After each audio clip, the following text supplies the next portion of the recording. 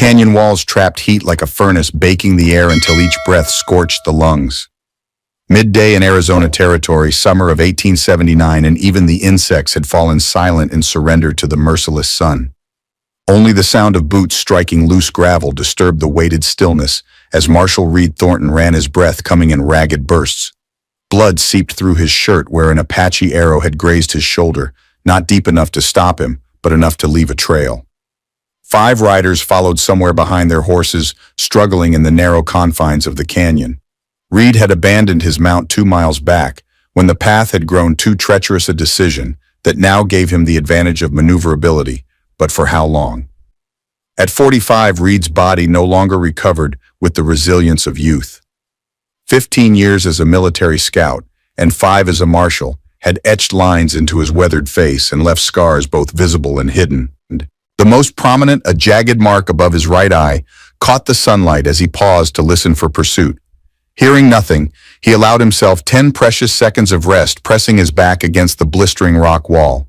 His hand moved instinctively to his canteen, shaking it to gauge the remaining water, maybe enough for one more day if he rationed carefully. His revolver hung heavy at his hip, 5 bullets remaining, 1 for each pursuer if it came to that. But Reed had sworn 5 years ago, standing over his wife's grave, that he would not add more blood to his ledger if he could help it. The sound of distant voices spurred him forward. The canyon would open soon to a wide basin where he could find better cover. Just 50 more yards. 30. 10. As the walls finally relented and the horizon expanded before him, Reed's eyes caught movement ahead, something unexpected in this desolate place. A human form lay crumpled on the ground, barely visible against the sand-colored earth. Reed crouched low, suspecting an ambush, but as seconds passed with no attack, he inched closer. It was a woman. Apache by the look of her clothing.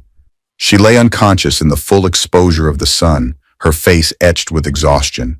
One of her sandals had split apart and dried blood caked the sole of her foot. She would not last another hour without shelter. Reed glanced back at the canyon mouth, then to the distant hills where he'd planned to seek refuge. The sound of pursuit grew closer. He faced a choice that would determine whether 2 lives ended today or continued on, and time was vanishing like water on hot stone. Cursing under his breath, Reed hoisted the woman over his shoulder. Her weight, slight as it was, sent fresh pain through his wounded arm. Gritting his teeth, he scanned the basin and spotted a narrow crevice in the rock face about 200 yards ahead. Not ideal, but it would have to do. By the time he reached it, sweat had soaked his shirt completely, and his vision swam with dark spots. The opening was barely wide enough for them both, hidden by a scrub that looked dead but might offer precious minutes of concealment. Reed eased the woman down first, then squeezed in beside her, drawing his revolver, as the sounds of pursuit emerged from the canyon. 5 Apache riders spread out across the basin floor, scanning the ground for tracks. Their faces were painted for war, and Reed recognized the patterns of the Chiricahua band, known for their relentlessness in tracking enemies. One pointed to the ground, then to the blood drops Reed had left behind. The rider dismounted, examining the earth carefully. Reed's finger tensed on the trigger. If they found this hiding place, he would have seconds to make a decision that had haunted him for years: to kill again or to die. The thought tasted bitter in his mouth. He had done enough killing to last several lifetimes. Minutes stretched like hours as the Apache scouts circled the area. Finally, after a heated discussion, they remounted and rode toward the hills to the west, the very direction Reed had planned to go. Whether they had lost his trail or simply decided to anticipate his route, he couldn't be sure. But their departure bought him precious time. Reed holstered his revolver and turned his attention to the unconscious woman. Her breathing came shallow but steady. Dark hair fell in matted strands across a face that spoke of hardship beyond mere days of travel. Her buckskin dress, once finely crafted, now hung in tatters around her thin frame. With careful hands, Reed inspected her for injuries. Besides the bloodied foot, she appeared to be suffering primarily from heat exhaustion and dehydration. He reached for his canteen, hesitating only briefly before lifting it to her cracked lips and allowing a few precious drops to slip between them. "Don't waste it all at once," he murmured, though she couldn't hear him. "Long way yet to anywhere that matters." As the water touched her tongue, the woman stirred slightly. Reed prepared himself for her fear upon waking to find a white man hovering over her. He moved back as far as the narrow space allowed, giving her room to breathe when consciousness returned. It took nearly an hour before her eyes finally fluttered open, revealing depths of deep brown that instantly sharpened with alarm. She tried to scramble backward, but the rock wall prevented escape. Her gaze darted wildly, taking in Reed the confined space and finally focusing on his gun belt. Reed raised his hands slowly, palms open. "I won't hurt you," he said, keeping his voice low and even. "Found you out there. Brought you here." The woman's eyes narrowed in suspicion. She said something in Apache that Reed didn't understand, her tone carrying unmistakable fear, despite the language barrier. "I speak some Spanish," Reed offered in that language. "Or English." Her expression changed slightly, calculation replacing some of the fear. After a long moment, she responded in halting English. "Why, you help?" Reed considered the question. There were many answers. He could give duty, compassion, basic human decency, but the truth was simpler and more selfish. "Been enough death," he said finally. She studied him intently, as if trying to read truth or lies in the weathered lines of his face. Whatever she saw seemed to ease her fear marginally. Her gaze moved to the blood seeping through his shirt. "You hurt?" Reed nodded. "Arrow, not deep." Her eyes widened slightly and she glanced toward the canyon entrance. "Apache follow you?" "Yes. Headed west now." This information seemed to surprise her. She looked down at her torn clothing, then back at Reed with a question in her eyes. "They not follow?" "For me," Reed shook his head. "Don't think they saw you at all. Just me they want." The woman absorbed this tension, visibly draining from her shoulders. After a moment, she pointed to the canteen at Reed's side. "Water." Reed passed it to her, watching as she took careful, measured sips despite her obvious thirst, the discipline of someone who understood survival in this unforgiving land. "Got a name?" Reed asked as she handed back the canteen. She hesitated before answering. "Takala." "Marshall Reed Thornton," he replied, then corrected himself. "Just Reed now. Haven't worn a badge in 5 years." At the mention of Marshall, Takala's posture stiffened slightly. Reed didn't miss the reaction. Law enforcement had rarely been a friend to her people. Night was approaching, the sky fading from harsh blue to deep purple. Reed knew they couldn't stay in this crevice indefinitely. The Apache riders might circle back, and without water they'd both be dead within days. "Need to move after dark," he said. "Cooler, safer." Takala glanced down at her broken sandal and torn foot. Reed followed her gaze. "I can carry you if needed." Pride flashed across her features. "I walk." Reed nodded, respecting her determination. He reached into his pack and pulled out a strip of leather he'd been saving to repair his own boots. With deft movements born of necessity, he fashioned a temporary binding for her sandal. "Won't last forever," he said, handing it to her, "but might get you a few more miles." Takala accepted the repair with a slight nod, not quite gratitude but acknowledgement. As she worked the leather around her sandal, Reed noticed a distinctive scar on her wrist, a tribal marking he recognized from his scouting days. It belonged to a band that had been nearly wiped out in a military action years ago, an action he knew too well. A cold feeling settled in his stomach. The world of the Arizona Territory was vast, but somehow still small enough for paths to cross in ways that stirred old ghosts. Reed pushed the thought aside. Right now, survival demanded his full attention. The past would have to wait its turn. As darkness fell and the first stars appeared, they prepared to leave their temporary shelter. Reed checked his wound, binding it tighter with a strip from his shirt sleeve. Takala tested her repaired sandal, her face betraying no pain, though Reed knew each step must hurt. "Which way?" she asked, her voice stronger now that the water had revived her. Reed considered. West was out of the question, with the Apache riders headed that direction. East would lead them back through the canyon, equally dangerous. That left north toward more populated lands, or south toward the border. South, he decided. "There's a ranch about 30 miles from here. Man named Hayes, Thomas Hayes. He's fair to all kinds, might give us work or at least water and rest." Takala's expression revealed nothing, but she nodded once. Together they slipped from the crevice into the cool embrace of the desert night, two solitary figures against the vast landscape, each carrying burdens heavier than any physical pack could contain. They traveled in silence for hours, the moonlight casting long shadows across the basin floor. Reed set a careful pace, mindful of Takala's injury despite her refusal to show weakness. His own wound throbbed steadily, a persistent reminder of how close death had stalked them both that day. Around midnight, exhaustion forced them to rest beside a large boulder that offered some protection from the night wind. Reed leaned back against the cool stone, his body demanding sleep while his mind insisted on vigilance. "I take first watch," Takala said unexpectedly, her dark eyes meeting his. "You bleed, need rest." Reed wanted to refuse old habits of self-reliance dying hard, but logic overruled pride. He needed to conserve strength. "Wake me in 4 hours," he agreed, settling his hat low over his eyes. Sleep came swiftly, dragging him into troubled dreams. In them he stood once more at Shadow Canyon, watching as soldiers under his command surrounded an Apache village. He heard again the orders from Colonel Blackwell. "No survivors, make an example." In the dream as in memory, Reed protested these were mainly women, children, elders. But Blackwell was unmoved. The nightmare shifted, and suddenly Reed was moving through the aftermath, stepping over bodies small and large. A child's doll lay splashed with red. A cooking pot still bubbled over a dying fire. And the silence, the terrible silence after the gunfire stopped, pressed against his eardrums like a physical weight. "No!" Reed jerked awake, his hand already on his revolver. Sweat covered his face despite the cool night air. Takala watched him from her position a few feet away, her expression unreadable in the moonlight. Reed wondered how much he had said aloud in his sleep, how much she had heard.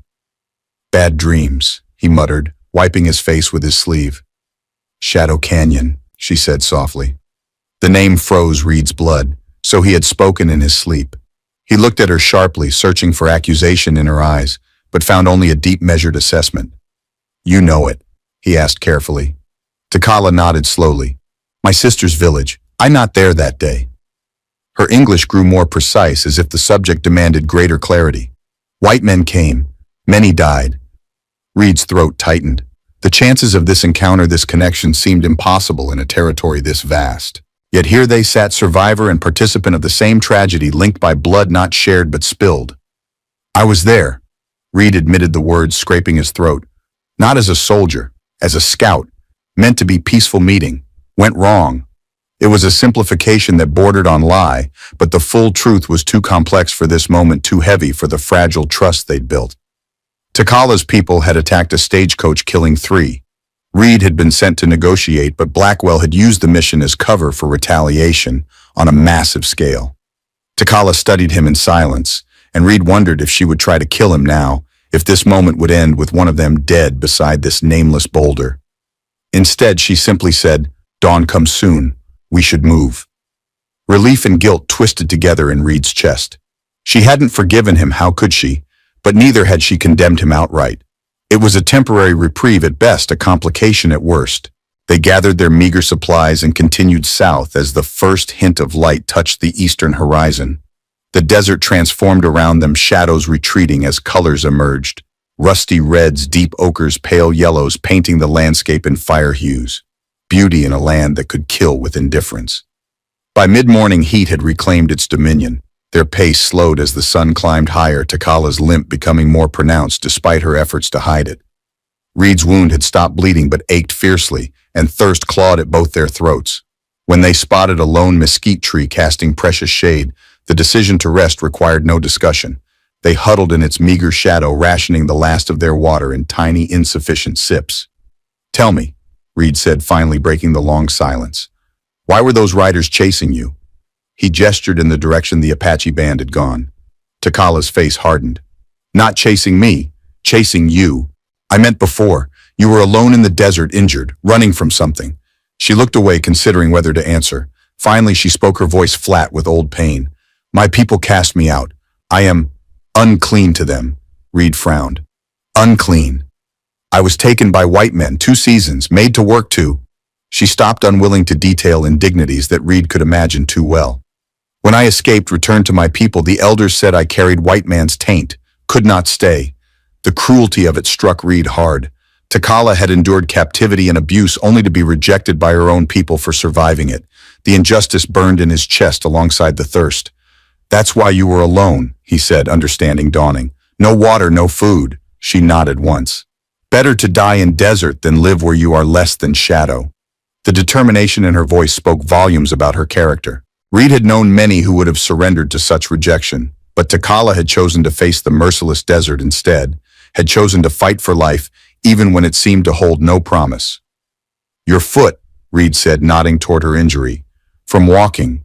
Ran until sandal broke. then walked more. Reed reached into his pack and pulled out a small tin of salve he kept for blisters and minor wounds.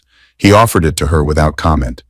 After a moment's hesitation, Takala accepted, applying the medication to her torn skin with efficient movements. "What about you, Marshal?" she asked as she worked. "Why Apache want you dead?" Reed sighed, knowing he owed her some truth in exchange for hers. "About a week ago, I stopped 4 men from taking an Apache girl from her father near Tucson. Shot 2 of them when they wouldn't back down. The others fled." Takala's eyes narrowed slightly. "You helped Apache." "Helped a child," Reed corrected. "Doesn't matter what color.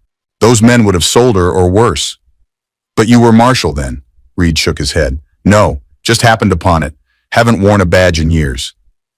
"Yet you still say Marshal when giving your name," she observed with unexpected perceptiveness. Reed hadn't realized he'd done that. Old habits. "Guess some things stick with you."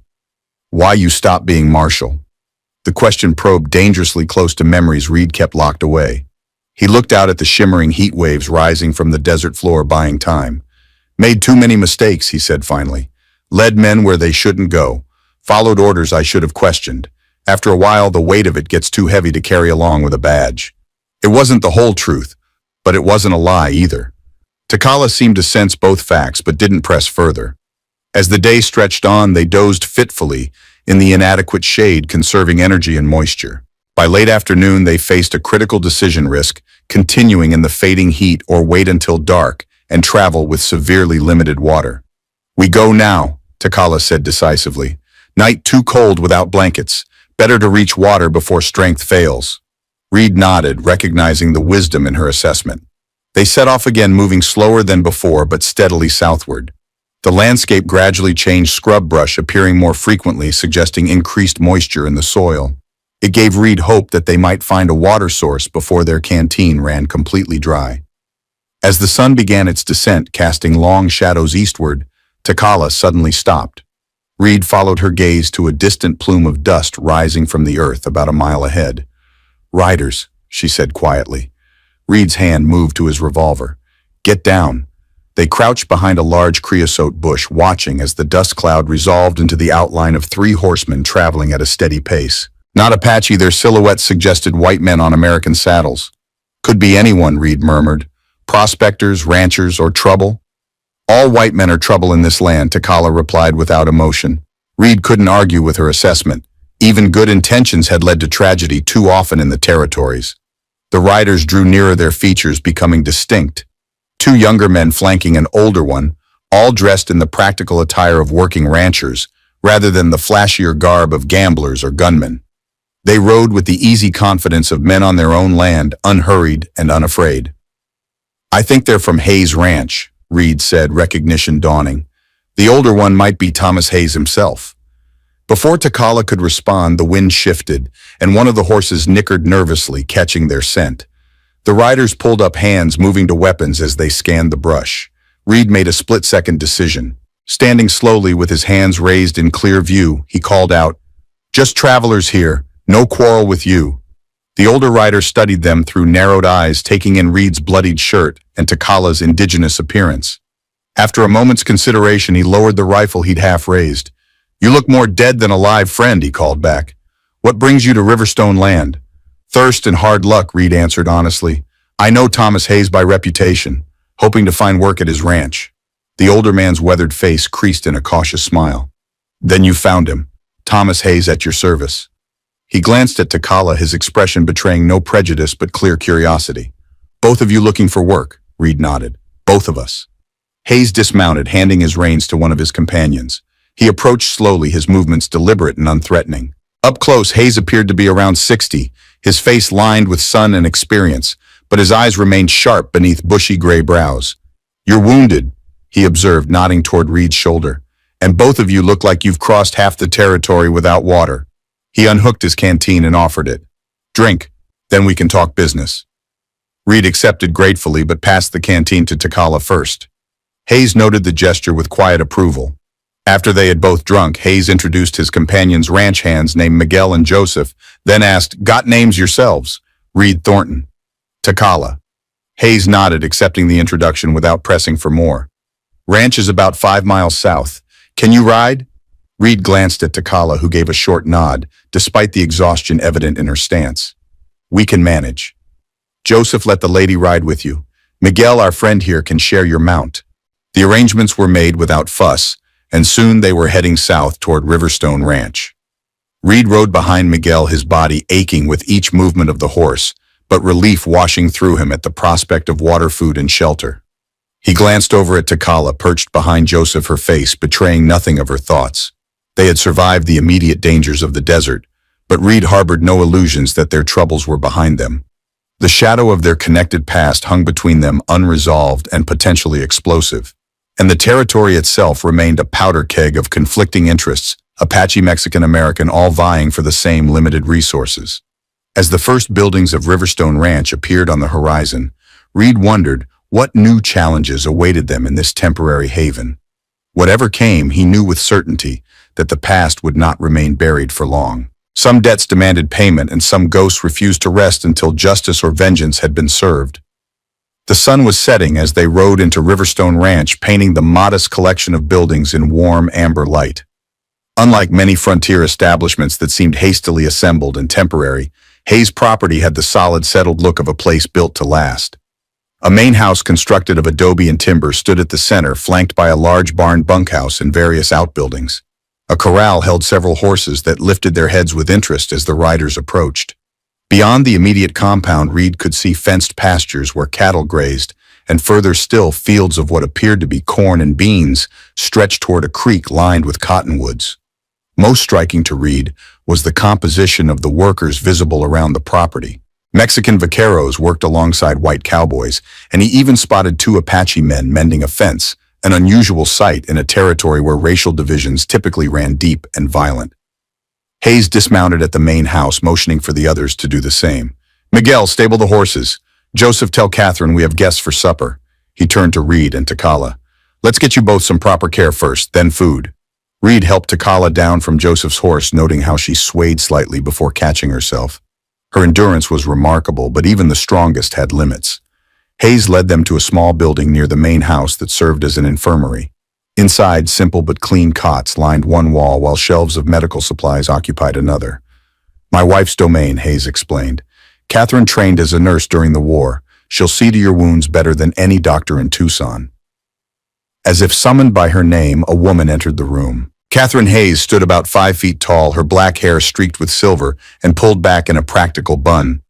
Her skin was a warm brown, her features distinctly Mexican, though she spoke with no accent when she addressed them. Thomas, you've brought me work again. Her tone was gently chiding, but her eyes held warmth as she surveyed the newcomers. Si intense, por favor. Let me see what troubles you bring. Reed sat on one of the cots while Takala hesitantly took another. Catherine approached Takala first, sensing her greater unease. I am Catherine, she said, switching to Spanish. May I examine your foot? Takala nodded cautiously. As Catherine gently removed the makeshift sandal repair, her expression remained professionally neutral despite the severity of the wound revealed. This needs thorough cleaning, she said, gathering supplies. It will hurt, but infection would be worse. Takala sat stoically as Catherine worked, only the slight tightening around her eyes betraying her pain. Reed found himself respecting her fortitude more with each passing hour. Catherine then turned to Reed, examining the arrow wound on his shoulder. Clean through at least. Lucky. Still needs stitching. Reed submitted to her ministrations, gritting his teeth as she cleaned and sutured the wound. When she finished, Catherine stepped back, surveying them both with the satisfaction of a craftsman assessing completed work. Rest now. Food will come soon, she said, then addressed her husband. Thomas, a word outside. Hayes followed his wife out, leaving Reed and Takala alone in the quiet infirmary. Reed leaned back against the wall, feeling the day's tension begin to drain from his muscles now that they had reached relative safety. Hayes seems decent, he observed. Not many ranchers would welcome an Apache to their table. Takala's expression remained guarded. His wife is Mexican. Perhaps he sees differently because of this. Perhaps, Reed agreed. Or maybe he's just seen enough hate to know it's a poor foundation for building anything that lasts. Takala studied him with those penetrating dark eyes that seemed to strip away pretense. You speak as if you understand this. Reed looked away. Let's just say I've had time to reconsider many things I once took as truth. Before Takala could respond, the door opened, and a young Mexican woman entered carrying a tray with bowls of stew bread and 2 mugs of coffee. She set it down on a small table between their cots with a shy smile before departing. The rich aroma of the food reminded Reed how long it had been since he'd eaten properly. He and Takala fell to the meal with the focused intensity of the truly hungry, neither speaking until the edge had been taken off their appetites. "Good food," Takala commented, finally breaking the silence. Reed nodded in agreement. "Best I've had in months." They had nearly finished eating when Hayes returned, now without his trail dust and hat. He pulled up a chair, turning it backward and straddling it with the casual ease of a man comfortable in his own skin. "So," he began without preamble, "Catherine says you'll both recover with rest and care. Question is, what then?" Reed set down his empty bowl. "Like I said earlier, we're looking for work. I can handle most ranch tasks, riding, roping, mending. Good with horses, too." Hayes nodded, then looked at Takala. "And you, miss?" Takala straightened slightly. "I can work with plants, know which heal, which harm. Can mend clothing, prepare food, tend animals." She paused, then added with quiet dignity, "I am strong. Learn quickly." Hayes considered them both for a long moment. Most ranchers wouldn't hire an Apache woman, especially these days with tensions high. "And you?" Reed asked directly. Hayes smiled slightly. "I'm not most ranchers. I judge people by their work and their word, not by who their parents were." His expression grew more serious. "That said, I need to know if trouble follows you. Those wounds didn't come from cactus thorns." Reed exchanged a glance with Takala, silently negotiating how much to reveal. Finally, he said, "I interfered with some men trying to take an Apache child near Tucson. They had friends who took exception to that. Been tracking me since." It wasn't the complete story, but it covered the immediate danger without diving into their more complicated connection to Shadow Canyon. Hayes nodded slowly. "Honorable trouble at least, and you miss your own people, cast you out." Takala stiffened, her face closing like a shutter. "How you know this?" "I've lived in this territory 40 years, Hayes replied gently. "Seen it before. Some tribes reject those who've been captured, especially women." He sighed. "Cruel practice born of cruel circumstances." Takala remained silent, neither confirming nor denying his assessment. Hayes stood, returning the chair to its place. "Get some rest tonight. Tomorrow, if you're able, I'll show you what needs doing around here. Pay is fair room board and $30 a month. More depending on the work you take on." It was a generous offer by frontier standards. Reed nodded his acceptance. "Thank you, Mr. Hayes." "Thomas," the rancher corrected.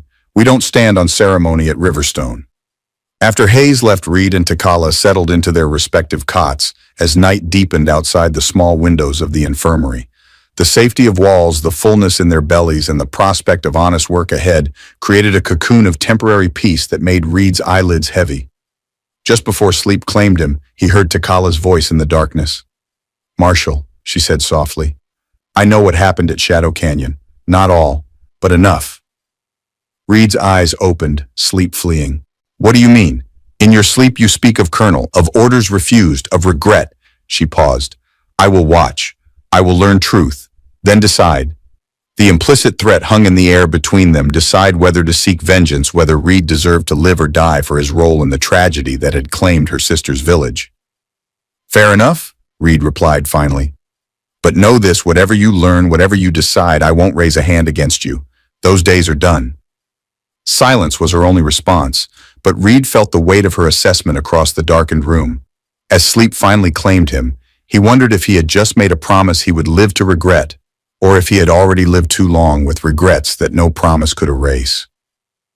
Morning arrived with the gentle persistence of sunlight filtering through cotton curtains.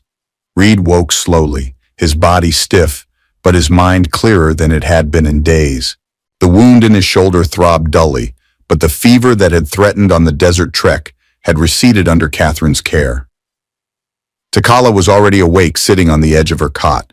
She had washed and rebraided her hair, and someone, likely Catherine, had provided her with clean clothing. The simple dress and shawl were clearly Mexican in style, but fit her well enough. She looked up as Reed stirred. "Hayes, wait outside," she said. "Brings clothes for you too." Reed nodded, stretching carefully to test the limits of his injury. "How's your foot?" "Better," she demonstrated by standing without apparent pain, though Reed suspected she hid discomfort behind her stoic expression. A knock at the door preceded Hayes's entrance. He carried a bundle of clothing and boots that he set on Reed's cot. Thought you could use these. Belong to a hand who moved on last month. Should fit well enough. He glanced at Takala. I see Catherine found something for you as well. Takala touched the fabric of the dress. Your wife is kind. She understands what it means to be between worlds, Hayes replied. Her family crossed from Mexico when she was just a girl. Wasn't welcome in either place for a long time. He turned to Reed. Get dressed and meet me at the barn when you're ready. I'll show you both around, see where you might fit best. After Hayes left, Reed changed into the offered clothing sturdy work pants, a faded blue shirt and boots that while worn were of good quality and nearly his size. He strapped on his gun belt more from habit than expected need. Outside, the morning revealed Riverstone Ranch in its full glory. What had appeared modest in the dusk yesterday now showed itself as a well-established operation spreading across several hundred acres. The main house, constructed of adobe with a wide porch, stood like a fortress against the backdrop of distant mountains. Workers moved purposefully between buildings, the atmosphere one of quiet industry rather than frantic activity. Reed and Takala made their way to the large barn where Hayes waited, speaking with a Mexican vaquero about horse lineages. He nodded as they approached, concluding his conversation.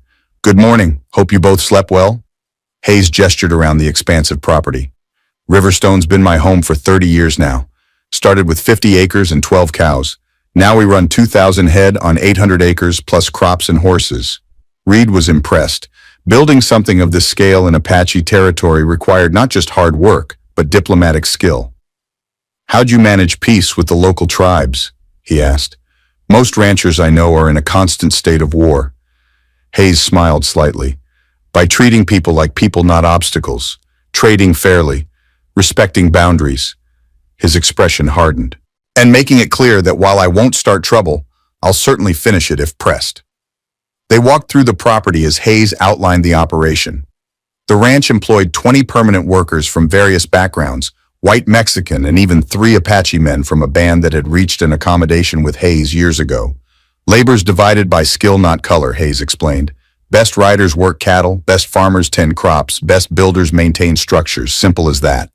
It was a radical philosophy in a territory where racial hierarchies were typically rigid and violently enforced. Reed found himself respecting Hayes more with each passing minute. They stopped at a field where corn grew in neat rows tended by workers of mixed heritage. Hayes turned to Takala. Catherine mentioned you know plants, medicinal uses, growing conditions. That right? Takala nodded cautiously. My mother was healer, taught me. Our garden needs tending. Herbs, vegetables, some medicinals Catherine uses in her work. Would that suit you? The offer clearly surprised Takala. Most ranchers would have assigned her to laundry or kitchen work regardless of her skills. Yes, she said simply. I can do this. Hayes nodded, satisfied. Catherine will show you what's needed. He turned to Reed. As for you, I could use another experienced hand with the horses. Got a string of new Mustangs need breaking, and my best trainer broke his leg last month. Reed had worked with horses most of his life, finding their straightforward nature a relief compared to the complexities of human interaction. Sounds good to me. As they headed back toward the main compound, Reed became aware of eyes following their progress, specifically following Takala.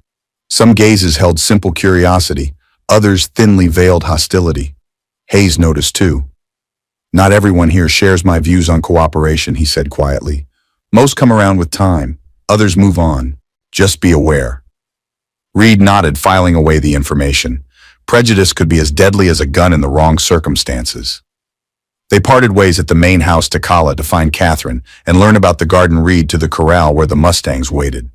As Takala walked away, Reed found himself watching her go, struck by the dignity in her bearing despite all she had endured. Hayes noticed his gaze and commented, "Remarkable woman.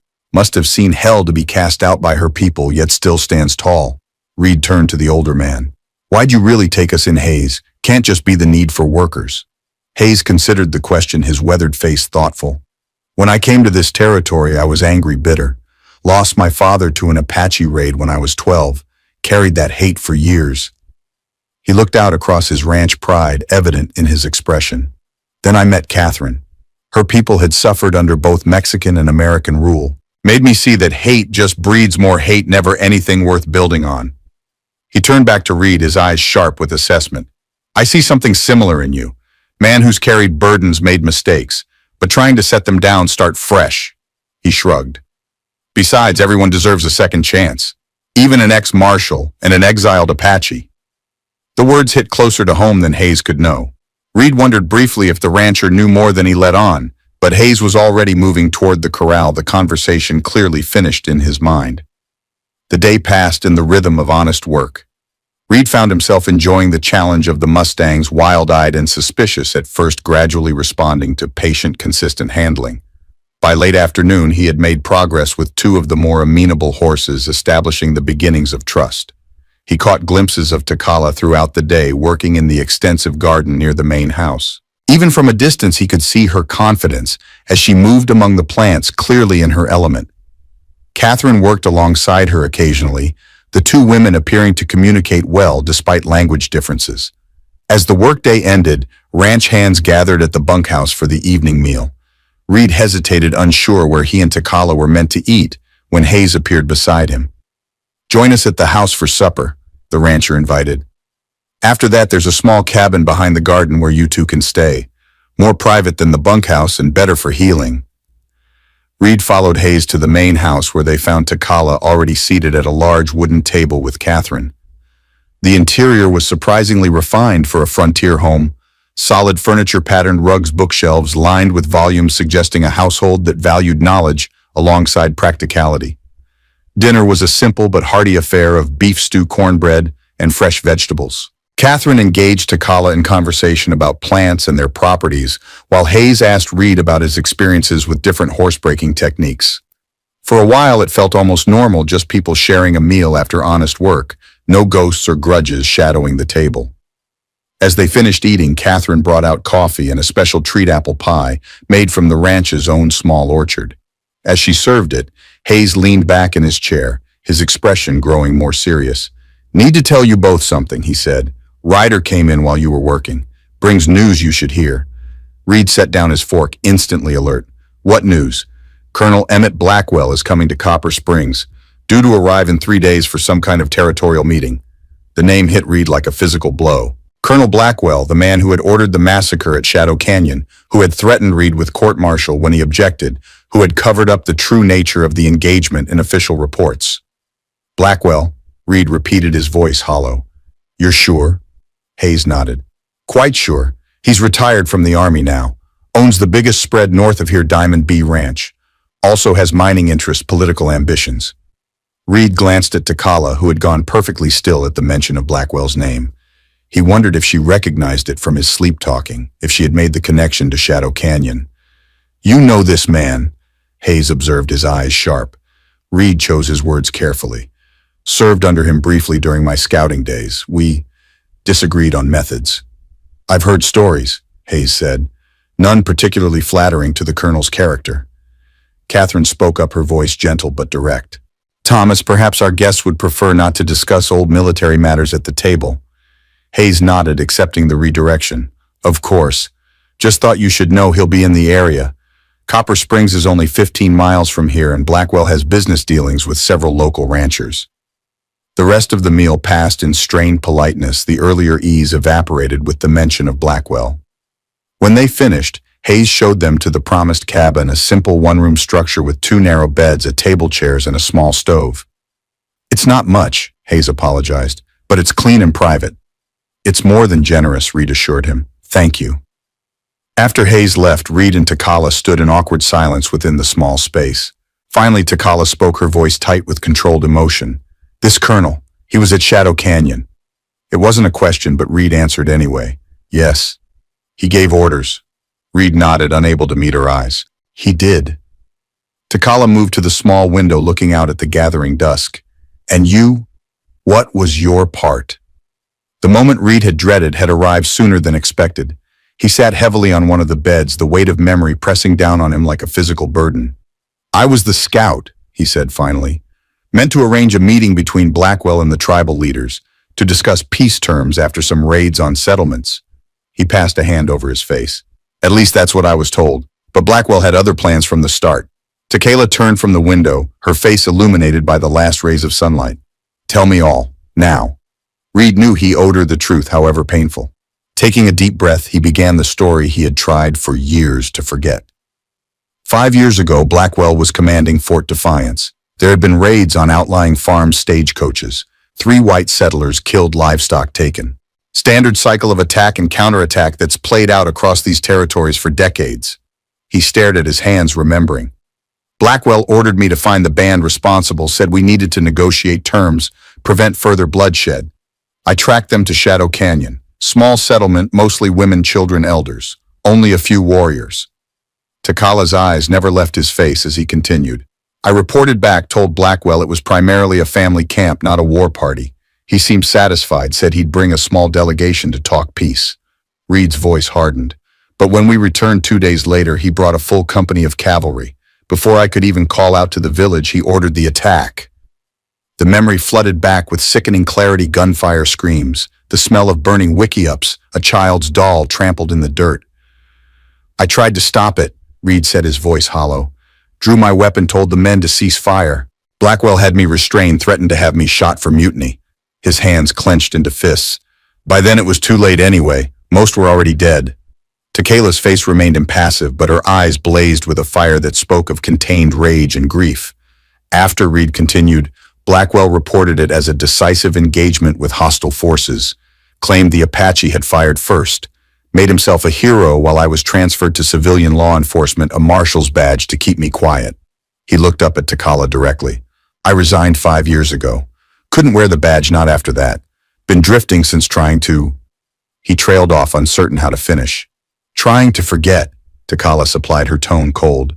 Or trying to find peace. Neither seems possible, Reed admitted. Some debts can't be paid. Takala was silent for a long moment, her expression unreadable in the deepening shadows of the cabin. When she spoke again, her voice carried the weight of carefully considered judgment. My sister died that day. Her son also. Many others I knew. She moved closer until she stood directly before Reed. In my dreams, I hear their voices calling for justice. Reed met her gaze steadily, accepting whatever came next. If you want my life in exchange, take it. I won't stop you. Takala studied him with those penetrating dark eyes. Death is easy, Marshal. Living with truth is harder. She stepped back. I will not kill you, not yet. First, I will see what kind of man you truly are, then decide. It was both reprieve and sentence to be judged not by a single moment of failure, but by the sum of his actions now moving forward. Reed felt a weight simultaneously lift and settle differently upon his shoulders. Fair enough, he said quietly. Takala nodded once, then moved to her bed and sat with her back to him, effectively ending the conversation. Reed respected her need for space, for time to process all he had revealed. Outside, night had fallen completely, stars emerging in the vast desert sky. Somewhere in the distance, a coyote called, a lonely sound that seemed to give voice to the ache in Reed's chest. He had finally spoken the truth he had carried for so long, but found no absolution in the telling. Perhaps there was none to be had. Tomorrow, they would return to the rhythm of ranch work, to horses and gardens, to the simple tasks that anchored life in this harsh land. But beneath that ordinary surface, something profound had shifted between them. They were now bound not just by the chance encounter in the desert, but by the blood and tragedy of Shadow Canyon, a bond that would inevitably draw them toward either reconciliation or final judgment. As Reed finally lay down to sleep, he wondered which path they would ultimately travel, and whether either would lead to the peace that had eluded them both for so long. Dawn broke over Riverstone Ranch with the gentle persistence of light that had illuminated countless mornings across the Arizona territory. Reed woke to the sound of roosters crowing and the distant lowing of cattle. For a moment, disorientation clouded his mind, the unfamiliar ceiling, the comfort of a real bed after days in the desert. Then memory returned, bringing with it the weight of last night's confession. He turned his head to see Takala's bed, already empty, neatly made. The woman herself was nowhere to be seen. Reed sat up slowly, testing his injured shoulder. The pain had dulled to a manageable ache, Catherine's skilled ministrations doing their work. He dressed carefully, appreciating again the clean clothes Hayes had provided, then stepped outside into the crisp morning air. The ranch was already alive with activity, horses being fed, cattle moved between pastures, smoke rising from the cookhouse chimney. Reed spotted Takala immediately kneeling in the garden beside Catherine Hayes. Even from a distance, there was something natural about the way she worked with the plants, her hands moving with practiced confidence among the rows of herbs and vegetables. As if sensing his gaze, Takala looked up, her dark eyes meeting his across the yard. There was no warmth in that look, but neither was there the hatred Reed might have expected after his revelations about Shadow Canyon. Instead, he saw something more complex: assessment calculation, perhaps even a grudging recognition that judging a man required more than knowing a single chapter of his story, however dark. She returned to her work without acknowledgement, and Reed turned toward the corral where the Mustangs awaited. Hayes stood there, already watching a young bay stallion circle the enclosure with wary defiance. "Morning," the rancher greeted as Reed approached. "Sleep well." "Well enough," Reed replied, knowing Hayes wouldn't expect or believe a more enthusiastic assessment. Men like them measured sleep not by comfort, but by the absence of too many ghosts. Hayes nodded, his eyes never leaving the Mustang. "That one there has spirit, going to take a patient hand." Reed studied the horse's proud head, intelligent eyes muscles rippling beneath a coat the color of mahogany. Best ones always do. They worked through the morning, Reed focusing on the Mustangs while occasionally catching glimpses of Takala in the garden. The physical labor provided welcome distraction from the thoughts that had plagued him through the night: memories of Shadow Canyon, questions about Blackwell's presence in the territory, uncertainty about Takala's ultimate judgment. By midday, Reed had made progress with the bay stallion, not breaking its spirit, but beginning the long process of building trust. As he led the horse back to its stall for water and rest, Hayes approached. "Copper Springs has a supply store we need to visit," he said without preamble. "Seed for winter wheat, some tools, medicine for Catherine's work. Thought you and Takala might come along, get what you need as well. First wages in advance." Reed considered the proposition. Copper Springs was the nearest town, 15 miles north, and also where Blackwell would soon arrive. The timing seemed deliberate on Hayes's part. "You sure that's wise?" Reed asked. "Blackwell isn't due for 2 more days," Hayes finished. "Besides, a man can't hide forever, especially in territory this small. Better to know what you're facing than live in fear of shadows." There was wisdom in that, however uncomfortable. Reed nodded slowly. "I'll need to talk with Takala. Her decision too." Hayes clapped him on the shoulder. "Fair enough. Leaving in an hour if you're coming." Taking the wagon, Reed found Takala still in the garden, now alone, as Catherine had returned to the house. She was separating plants into different bundles, her movements methodical and precise. "Hayes is going to Copper Springs for supplies," Reed said without greeting. "Asked if we wanted to join him." Takala's hands paused briefly in their work before resuming. "You want to go?" "Need to eventually. We both need proper clothing supplies of our own, and—" He hesitated. "Blackwell will be there in a few days. Might be useful to know the lay of the land before then." She looked up at him sharply. "You seek this man after what he did?" Reed considered his answer carefully. "Not seeking, but not running either. He's here for a reason, and knowledge is safer than ignorance." Takala studied him, her expression thoughtful. Finally, she nodded. "I will go, but not to face your colonel yet. To understand this place, these people." She gathered her bundles of plants and stood. "When we leave?" "Within the hour. Hayes is taking the wagon." "I will be ready." She turned to go, then paused. "Marshal, if this Blackwell sees you, recognizes you, what then?" It was a question Reed had asked himself throughout the sleepless hours of the night. "Then I face whatever comes," he answered simply. Takala held his gaze for a long moment, then nodded once before walking away, leaving Reed to wonder if she saw courage in his response or merely resignation. An hour later, they departed Riverstone Ranch in Hayes' sturdy wagon. The rancher handled the reins himself, with Reed and Takala seated in the bed among empty crates that would return filled with supplies. Catherine had provided them with a small basket of food for the journey and clean bandages for their still healing wounds. The road to Copper Springs followed a shallow arroyo for several miles before climbing into rolling grasslands dotted with juniper and piñon. Though not as harsh as the desert basin where Reed had found Takala, it was still unforgiving country, beautiful in its stark simplicity, but quick to kill the unprepared or unwary.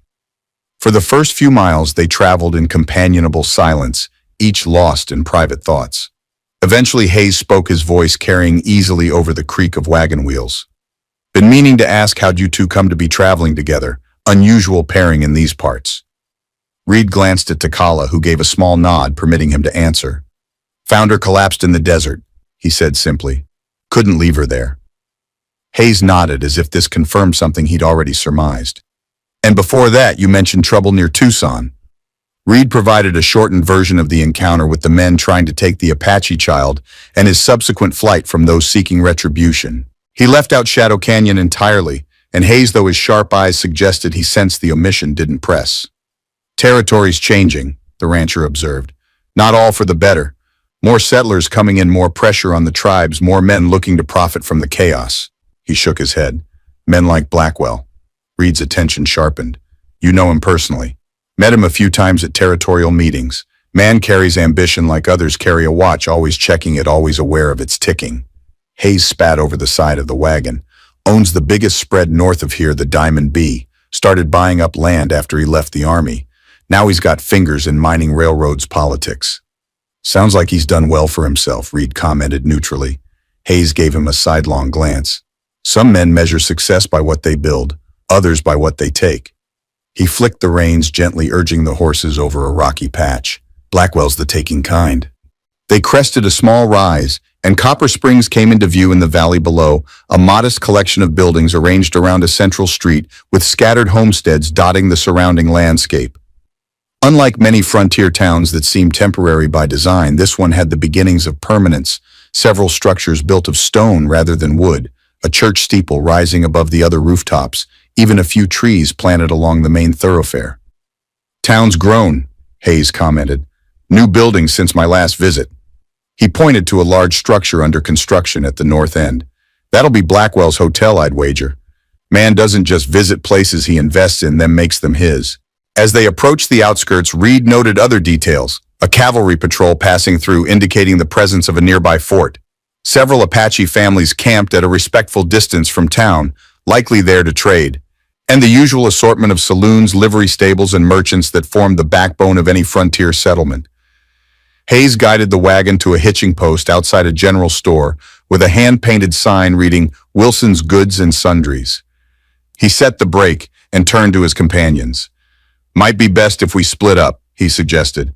Less conspicuous. I'll handle the ranch supplies. You two get what you need. He reached into his pocket and extracted two $10 gold pieces, handing one to each of them. First week's wages in advance. Meet back here in 2 hours. Reed pocketed the coin with a nod of thanks. It was more money than he'd had in months, and more than generous for a week's work. Takala examined her coin with careful fingers before securing it in the pocket of her borrowed dress. People here, she said, gesturing toward the town with a slight tilt of her head. How they see Apache woman. It was a practical question. In some towns, her very presence might provoke hostility or worse. Copper Springs is better than most, Hayes answered honestly. Trading post before it was a town, so there's history of commerce with the tribes. Still, he hesitated. Might be easier if you stick with Reed, present yourselves as working for Riverstone. Takala nodded, absorbing the advice without visible reaction to its necessity. They parted ways at the general store, Hayes heading inside while Reed and Takala continued down the main street. Reed was acutely aware of the glances they attracted, not outright hostility, but the cautious assessment of a frontier community noting strangers in their midst, particularly an armed white man in the company of an Apache woman. Where first? Takala asked quietly. Reed considered. Clothing store there. You need proper boots, not just sandals. I could use another shirt, maybe a coat for when winter comes. The shop was modest, but well-stocked, catering to the practical needs of ranchers and settlers rather than fashion. The proprietor, a thin man with spectacles perched on a prominent nose, looked up as they entered, his expression shifting from welcome to wary assessment when he spotted Takala. Help you folks? He asked, voice carefully neutral. Need some basics, Reed replied. Working at Riverstone Ranch? The mention of Hayes's establishment visibly relaxed the shopkeeper. Friends of Thomas are welcome here. What are you looking for? Reed listed their needs while Takala examined the merchandise with quiet interest. The proprietor, whose name was Jenkins, proved surprisingly helpful once his initial wariness faded. He found boots that fit Takala well, sturdy but not too heavy, and located shirts, trousers, and a serviceable coat for Reed. When Takala expressed interest in fabric to make her own clothing, Jenkins showed her several options without condescension. As they made their selections, the bell above the door chimed, announcing another customer. Reed glanced up to see a tall man in a cavalry officer's uniform enter, accompanied by two civilians in expensive Eastern suits. Something in their bearing and ingrained authority that expected deference immediately put Reed on alert. Jenkins straightened his manner, becoming more formal. Major Ellis. Good morning to you, sir. The officer nodded curtly. Jenkins, I need to see those land maps you mentioned having. Colonel Blackwell's associates here are interested in property boundaries north of town. At the mention of Blackwell, Reed turned slightly away, adjusting his hat to shadow his face, while continuing to observe from the periphery of his vision. Takala had also gone still, her expression carefully blank, as she pretended absorption in examining a bolt of cloth. Of course, sir, Jenkins replied. They're in the back room, if you'd care to follow me. As the men disappeared into a rear office, Reed exchanged a glance with Takala. Let's finish up quickly, he murmured. They completed their purchases efficiently, Jenkins's assistant wrapping their selections in brown paper parcels tied with string. As they prepared to leave, voices from the back room grew louder, fragments of conversation carrying clearly. Colonel Blackwell's offer is more than generous. These Apache claims are legally meaningless. Perfect location for the rail spur. Reed didn't linger to hear more, ushering Takala out onto the boardwalk where they stood blinking in the sudden brightness after the shop's dim interior. Blackwell's men already here, Takala observed quietly. Reed nodded, adjusting their parcels. Talking about land and railroads. Never a good combination for your people. Or yours, she replied pointedly. Unless you are a rich man with friends in government. It was a fair assessment. In the territories, progress was often measured by how efficiently resources could be extracted and transported east, whether those resources were minerals, timber, or land itself. Those who stood in the way, whether indigenous tribes or small ranchers, were typically swept aside by the machinery of expansion. They continued down the street, purchasing other necessities, a knife for Takala to replace one lost in her exile, ammunition for Reed's revolver, basic medical supplies to tend their healing wounds. Throughout, Reed maintained a watchful awareness of their surroundings, noting the cavalry patrol that passed through town twice during their shopping, the whispered conversations that followed their progress, the speculative glances from saloon doorways. Near a small cafe, they paused, the aroma of coffee and fresh bread reminding them both that they hadn't eaten since dawn. Reed hesitated, uncertain of how Takala would be received in such an establishment. Hungry? He asked. She nodded, though wariness shadowed her eyes as she regarded the cafe entrance. Wait here, Reed suggested. I'll see if they'll serve us or at least sell something to take away. Before he could enter, however, the cafe door opened, and a woman stepped out, Catherine Hayes, carrying a basket covered with a checkered cloth. She smiled warmly upon seeing them. Perfect timing, she greeted. I was hoping to find you both. Thomas is still haggling over seed prices. She lifted the basket. I brought lunch. There's a small park by the church where we can sit. Relief flickered across Takala's features, though she quickly masked it behind her usual stoic expression. Reed too felt grateful for Catherine's timely appearance and considerate foresight. They followed her to a modest green space beside the white-painted church where a few benches sat beneath cottonwood trees that offered welcome shade. Catherine spread a cloth over one bench and began unpacking her basket, fresh bread, cheese, dried fruit, and a jar of cool tea. As they ate, Catherine quietly pointed out various landmarks and personages of Copper Springs, the mayor's house on the hill, the doctor whose services supplemented her own medical work at Riverstone, the banker, who had recently arrived from Denver with ambitious plans for the growing settlement. Town's changing, she noted, echoing her husband's earlier observation.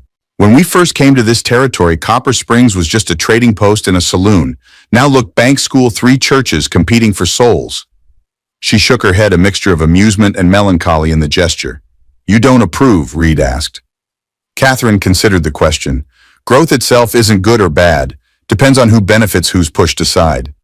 Her gaze drifted to the edge of town where several Apache families had established a temporary camp. Some call it progress when what they really mean is profit.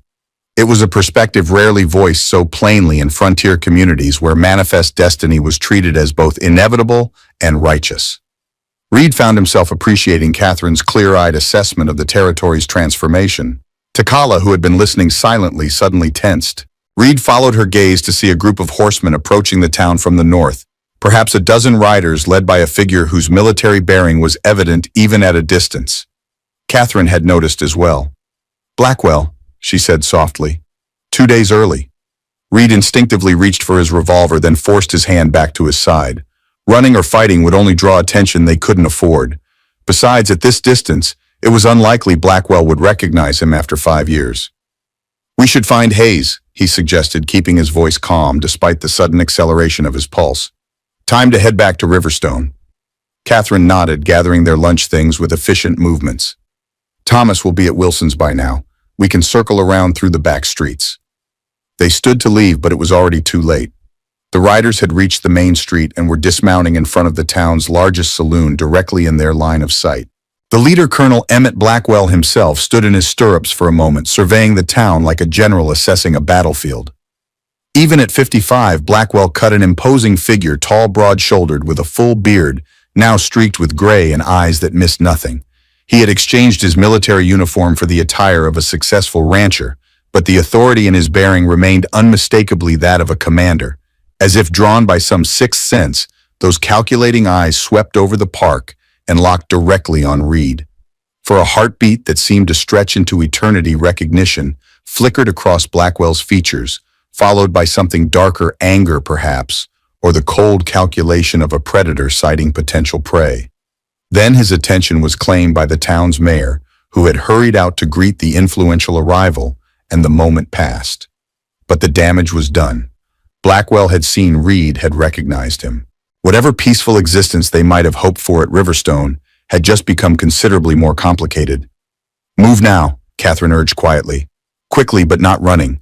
I know a way through the alleyways." They followed her lead, Reed fighting the instinct to look back to confirm whether Blackwell was watching their retreat. Takala walked beside him, her posture tense, but controlled her eyes, scanning continuously for threats.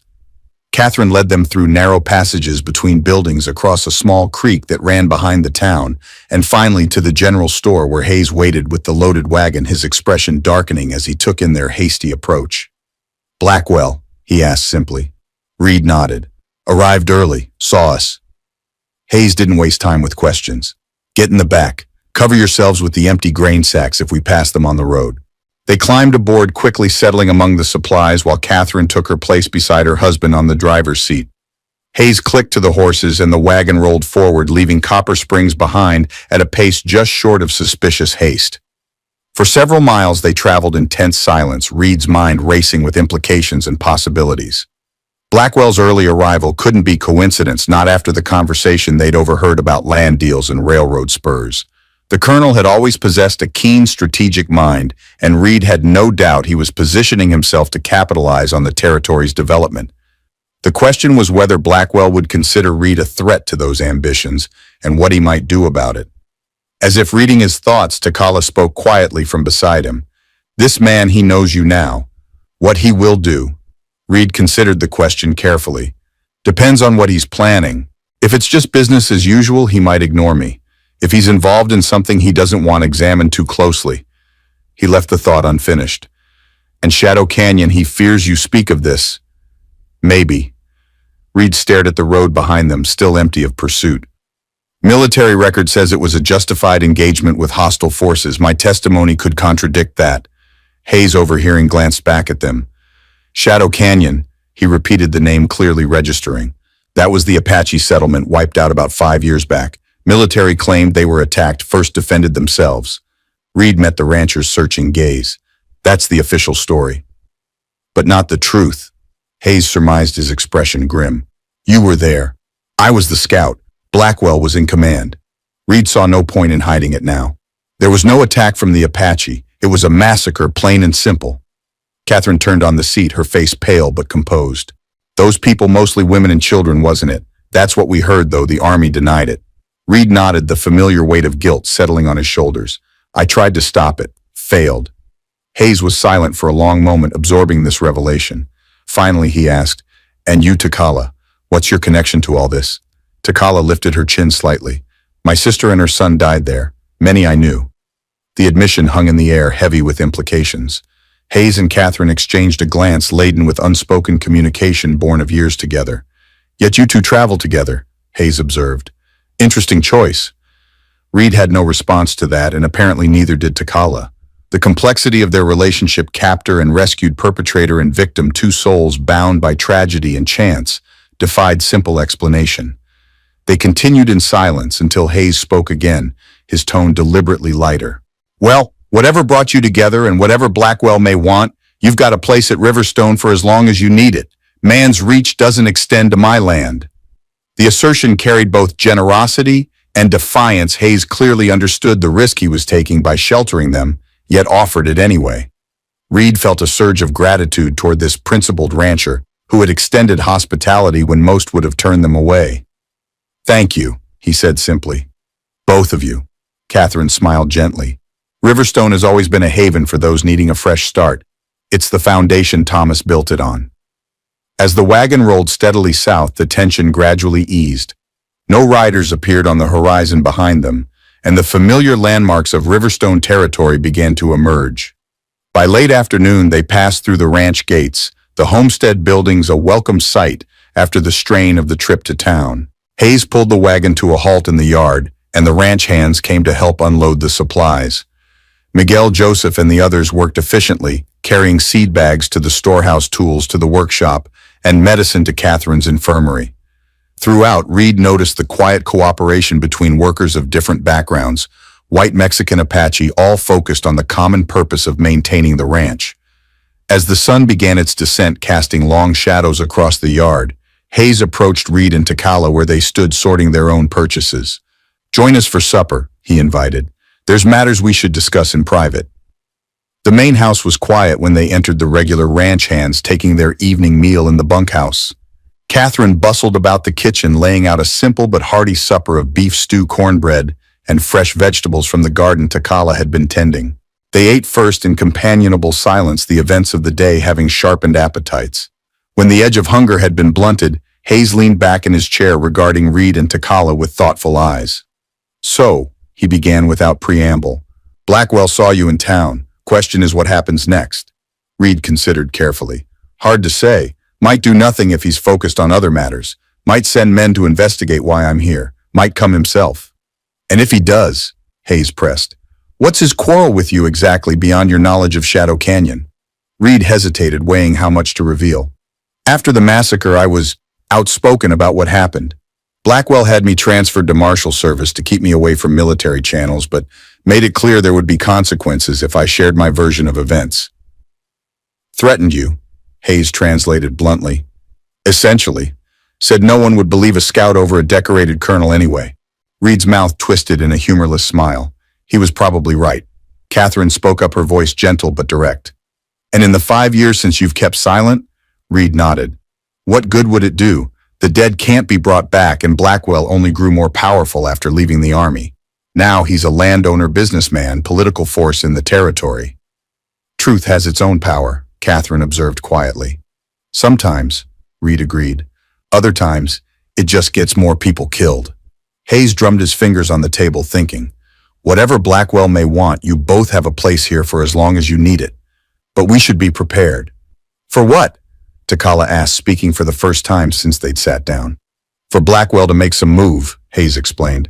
"Man like that doesn't leave loose ends lying about, especially not with his political ambitions." Reed frowned. "Political ambitions?" "Word is he's positioning himself for territorial governor when Arizona moves towards statehood.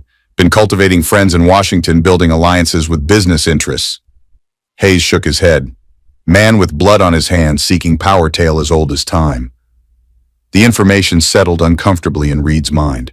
Blackwell as governor would have even greater ability to bury the truth about Shadow Canyon, and more motivation to silence those who knew it. "Perhaps we should leave," Takala suggested pragmatically. "Not bring trouble to your home." Hayes waved away the suggestion. "Riverstone has weathered worse than Emmett Blackwell. Besides, running just postpones the inevitable. Better to stand your ground on friendly soil." Catherine touched her husband's hand. "Thomas, perhaps we should tell them about the other matter, the news from the Apache camps." Hayes nodded gravely. "Catherine's right. While in town today, I spoke with some contacts. There are rumors circulating among the Apache bands, disturbing ones." Reed tensed. "What kind of rumors?" "Several families have gone missing from the smaller camps.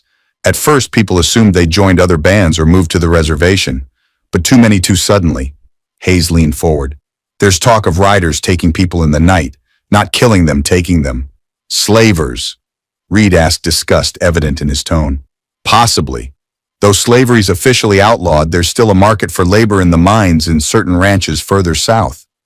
Hayes looked at Takala. Thought you should know since your people are being targeted. Takala's expression had grown very still, her eyes reflecting a deep, controlled anger. When did this begin? Reports go back about 3 months. Coincides with increased mining activity north of here. Hayes hesitated. And with Blackwell's expansion into mining interests. Reed's eyes narrowed. You think Blackwell is involved? I think it's a remarkable coincidence that Apache people start disappearing around the same time Blackwell needs labor for his silver mines, Hayes replied carefully. But I have no proof, just whispers and timing. The possibility hung in the air like a thundercloud, dark, ominous, carrying the potential for destruction. If Blackwell was indeed behind the disappearances, it represented a level of ruthlessness beyond even what Reed had witnessed at Shadow Canyon. We need more information, Reed decided, before making any move. Hayes nodded in agreement. My thoughts exactly. I have some contacts among the Apache bands that trade with Riverstone. They might know more. Takala spoke up, her voice measured despite the emotion evident in her eyes. My people may not speak freely to white man, even one they trade with. I should go with you. Risky, Reed cautioned. You're in exile. If they recognize you, some bands more strict than others, she countered. Trading bands often more practical, and they will talk to woman when not to man. Hayes considered her proposal. She has a point, Reed, and if these disappearances continue, more families will suffer. Reed couldn't argue with that. Whatever his personal concerns about Blackwell, the possibility that the colonel was organizing the abduction of Apache people for forced labor demanded investigation and, if proven, true action. When? He asked simply. Tomorrow, Hayes decided. There's a trading band camped about 10 miles east of here. We'll ride out at dawn. As the meeting concluded and they prepared to return to their cabin, Reed found himself watching Takala. The news about the disappearances had clearly affected her deeply, despite her outward composure. Whatever her personal feelings toward her people after their rejection, she still cared about their welfare. Outside, the night was clear and cool, stars spreading across the vast desert sky in brilliant profusion. They walked in silence toward their cabin, each absorbed in private thoughts, until Takala spoke. If Blackwell takes my people for mines, this is worse than killing in battle. Reed nodded somberly. Slow death instead of quick, and profit from suffering. Yet law does nothing. Law out here is whatever men with power say it is, Reed replied bitterly. Always has been. They reached the cabin and entered the small space, now feeling more familiar after their brief residence. Takala lit the lamp while Reed stacked their purchases on the table. Tomorrow we will know more, she said, sorting through the fabric she had bought to make her own clothing. Then decide. Decide what? Her dark eyes met his, resolute and clear. Whether your colonel must die. The blunt declaration hung in the air between them. Reed had considered the possibility himself, had even dreamed of putting a bullet in Blackwell after Shadow Canyon. But the reality of such an act and its consequences was far more complicated than the fantasy of vengeance. Killing Blackwell won't end the problems he represents, Reed said carefully. Another man would take his place, continue his operations. Besides, he has men connections protection. So we do nothing, Takala challenged. I didn't say that. Reed ran a hand through his hair, thinking. But we need to be smart, find evidence of what he's doing, maybe bring that evidence to the territorial authorities, or even to Washington. Takala's expression made clear her skepticism about official justice, but she didn't argue further. Instead, she turned back to her fabric fingers, moving methodically as she measured and planned. Reed watched her for a moment, struck by the contradiction she embodied, fierce yet gentle, angry, yet controlled, exiled, yet still loyal to her people's welfare. In the soft glow of the lamp, her profile was etched with a dignity that hardship had tempered rather than broken. Why didn't you kill me, he asked suddenly. When you learned about Shadow Canyon, you had every right. Takala's hand stilled. For a long moment she didn't answer, didn't even look at him. Then slowly she set aside her work and turned to face him fully. In my people's stories, she began, her voice taking on the cadence of tradition, there is tale of 2 wolves inside each person. One wolf is vengeance, anger, fear. The other is compassion, truth, peace. She held his gaze steadily. The wolf that grows stronger is the one you feed. And which are you feeding? Reed asked quietly. I do not know yet. Her honesty was unflinching. Each day I decide again. But I know this killing you would feed First Wolf make it stronger, and I have seen too much death already. The simple wisdom of her response struck Reed deeply. In his years of drifting since Shadow Canyon, he had been feeding his wolf of guilt and regret, allowing it to consume him from within. Perhaps there was another path, not forgetting the past, but not being defined by it either. Thank you, he said simply, for your honesty, and for the choice you make each day. T'Challa acknowledged his words with a slight nod, then returned to her fabric. The conversation was over, but something had shifted between them, a deeper understanding perhaps, or the first fragile seedling of trust pushing through hard-packed soil. As Reed prepared for sleep, he found himself contemplating the day ahead with a strange mixture of dread and purpose. Whatever they discovered about Blackwell's operations, it would likely set them on a collision course with the Colonel, a confrontation 5 years in the making. Yet for the first time since Shadow Canyon, Reed felt something beyond guilt and regret driving his actions. There was a chance, however slim, to right an old wrong while preventing new ones. It wasn't redemption, he doubted such a thing existed for men like him, but it was purpose. And in the harsh reality of the territory's purpose was sometimes the only thing that separated those who survived from those who merely existed. Dawn came early, painting the eastern sky in bands of gold and crimson that gradually yielded to the clear blue of another desert day. Reed and T'Challa were already awake, preparing for the ride to the Apache trading camp. Hayes had promised horses and provisions, and true to his word, they found him waiting in the stable yard with 3 saddled mounts and packed saddlebags. "Light breakfast in the kitchen," the rancher greeted them. "Catherine's insisting, then we'll head out." They ate quickly, fresh bread, eggs, coffee strong enough to stand a spoon in, while Catherine packed additional food for their journey. Her concern was evident in the extra care she took, wrapping each item meticulously. "The trading band is led by a man named Nakohe," she explained as she worked. "He's known Thomas for many years, reasonable but cautious with strangers." "Will they speak with us?" Reed asked. Given the tensions, Catherine considered. "Nakohe values information and fair trade above politics. If you approach honestly, he'll listen. And if he recognizes me as exile," T'Challa questioned. "Then we'll deal with that when it comes," Hayes answered, entering the kitchen. "Ready to ride?" Outside, they mounted the horses. Hayes had prepared sturdy quarter horses accustomed to long days and rough country. Reed appreciated the quality of the animal beneath him, responsive to the slightest pressure of knee or rein. T'Challa, too, showed comfortable familiarity with horsemanship, settling easily into the saddle despite her recent injuries. They rode east across Riverstone land, following a trail that wound through rolling grasslands interspersed with stands of juniper and pinon. Hayes set a steady pace, neither rushing nor dawdling, his rifle resting across his saddle in casual readiness that spoke of long experience in potentially dangerous country. As they rode, Hayes pointed out landmarks and boundaries, where Riverstone property ended, where public grazing land began, where other ranchers' claims started. Reed listened with interest, building a mental map of the territory. Knowledge of the land had saved his life more than once in his scouting days. T'Challa rode slightly apart, her eyes constantly scanning the horizon, alert for any sign of threat or opportunity. Occasionally she would indicate animal sign that the others had missed: deer tracks crossing their path, the distant soaring of a hunting eagle, the barely visible trail of a coyote through the brush. By mid-morning they approached a shallow valley where cottonwoods marked the course of a seasonal stream, now reduced to scattered pools in the late summer heat. Smoke from cooking fires rose in thin columns above a camp of perhaps 20 wickiups, temporary Apache dwellings constructed of branches and hides. Hayes reined in his horse on a rise overlooking the camp. "We'll approach openly but slowly. No sudden movements. They'll have sentries watching already." Sure enough, as they descended into the valley, 2 mounted Apache warriors emerged from the trees to intercept them. Both carried rifles held casually but ready. They wore a mixture of traditional clothing and items acquired through trade. One had a cavalry hat, the other a cotton shirt beneath his buckskin vest. Hayes raised his hand in greeting, calling out in the Apache language. Though Reed didn't understand the words, the tone was clearly one of peaceful intention. The warriors responded, their posture relaxing slightly, though their eyes remained watchful. A brief conversation followed, with Hayes occasionally gesturing toward Reed and T'Challa.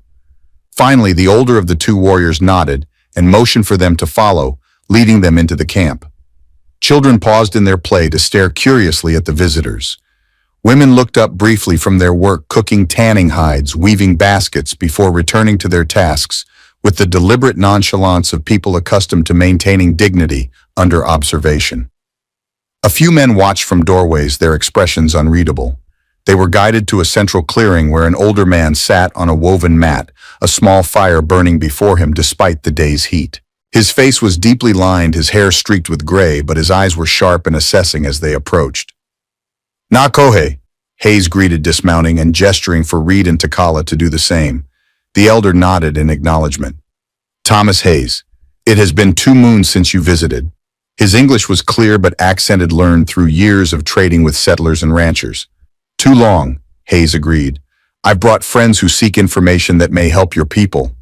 Nakohe's gaze shifted to Reed, taking in his appearance with the careful assessment of one who had learned to judge potential threats quickly.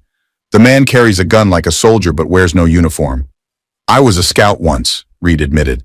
"Not anymore." The elder's attention then turned to Takala, and his expression changed subtly, recognition flickering in his eyes. "And the woman, she bears the marks of the mountain people, those who do not welcome outsiders." Takala met his gaze steadily. "I am Takala of the mountain band. I walk alone now." A murmur rippled through the small crowd that had gathered at a respectful distance. Nakohe studied Takala for a long moment before speaking again. "The mountain people cast out few. Their loss is our gain if you come in peace." It was a surprisingly gracious acknowledgement of her exile status, offering neither pity nor condemnation. Takala inclined her head slightly, accepting the diplomatic response. "I come seeking truth about my people who vanish in the night." Nakohe's expression grew grave. He gestured for them to sit across the fire from him, an invitation that carried significance beyond mere hospitality. Once they were seated, he spoke in measured tones. "You speak of the shadow takers. They come without warning, always at night. They take the young, the strong, leave the elders and small children." He passed a hand over the fire as if illustrating the disappearance. 4 bands have lost people, maybe 30 souls in all. "Have any escaped returned?" Hayes asked. Nakohe shook his head. "One only, a young man named Chano. He died of his wounds before he could tell much, but he spoke of silver mountains and chains." "Silver mines," Reed translated grimly. "Forced labor. Who leads these shadow takers?" Takala asked directly. "Is it the one they call Blackwell?" A tense silence fell at the mention of the name. Nakohe's eyes narrowed slightly, but he answered with careful neutrality. "The White Chief's name is not spoken by those who took Chano, but they wore the mark of the diamond, and the letter that stands alone." "Diamond B Ranch," Hayes confirmed. "Blackwell's brand." Reed felt a cold certainty settling in his gut. The pieces aligned too perfectly to be coincidence. Blackwell's mining interests, his need for cheap labor, his history of viewing the Apache as expendable obstacles to progress. "Where are these mines?" he asked. Nakohe gestured northward. "In the high country, 3 days' ride, a place white men call Silver Peak. Once it was sacred land to the mountain people." He looked pointedly at Takala. "Your people." The information hung in the air, heavy with implication. Silver Peak lay in rugged country north of Copper Springs, difficult to access, easy to guard, far from prying eyes. A perfect location for an operation that couldn't bear scrutiny. "How many guards?" Hayes inquired. "How heavily defended?" Nakohe spread his hands. Chano spoke of many rifles, 20 men, perhaps more, walls of stone and wood, difficult to approach unseen. Reed exchanged glances with Hayes and Takala, the unspoken question evident in all their expressions. What could 3 people possibly do against such odds? As if sensing their thoughts, Nakohe spoke again. "My people cannot help you fight. We are few and must protect our children, but..." He reached into a pouch at his waist and withdrew a folded piece of hide, spreading it on the ground to reveal a crude but detailed map. "We can show you the hidden paths, the ways that even white scouts do not know." It was a significant offering, secret knowledge that the Apache had guarded carefully through years of conflict. Reed understood the gravity of the gesture, the trust it represented despite generations of betrayal. "Thank you," he said simply. "We'll use this knowledge with respect." Nakohe nodded once, then turned to Takala. "You walk a difficult path, woman of the mountain band, exile among strangers seeking justice for those who rejected you." His weathered face softened slightly. "Yet you honor your blood by this choice." Takala's composure wavered momentarily, a flash of emotion crossing her features before she controlled it again. "They are still my people, even if I am not theirs." The elder studied her for a long moment, then reached into another pouch and withdrew a small object, a carved wooden amulet on a leather cord. This belonged to my daughter who walked to the spirit world many seasons ago. It protects the traveler on dangerous paths. He extended it toward Takala. Now it is yours. The gesture clearly affected Takala deeply. She accepted the amulet with both hands, a sign of profound respect. I will honor it, she promised softly. With the exchange of information and gifts completed, their business with Nakoe was concluded. They rose, thanking the elder for his hospitality and counsel, and prepared to depart. As they mounted their horses, Reed noticed a change in Takala's demeanor, a new determination in the set of her shoulders, a clarity of purpose in her eyes. The knowledge that her people were being systematically taken for slave labor had transformed her personal quest for understanding into something larger. They rode away from the camp in thoughtful silence, each processing the implications of what they had learned. It wasn't until they crested the rise leading back to Riverstone territory that Hayes finally spoke. Well, he said grimly, now we know what Blackwell's been up to. Question is, what do we do about it? Reed considered carefully before answering. We need evidence, something concrete that can't be dismissed or explained away. Without that, it's just our word against a powerful man's. And how do we get this evidence? Takala asked practically. We see for ourselves, Reed decided. Silver Peak. We find the mine, confirm the Apache laborers document what's happening. Hayes looked skeptical. Risky undertaking. Blackwell's men won't hesitate to kill trespassers, especially ones gathering evidence against them. No choice, Reed replied. If we go to the authorities without proof, they'll do nothing. Blackwell has too much influence.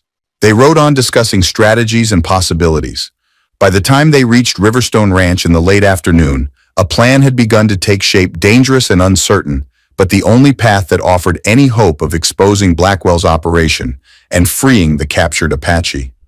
As they unsaddled the horses in the stable yard, Hayes fixed Reed with a penetrating look.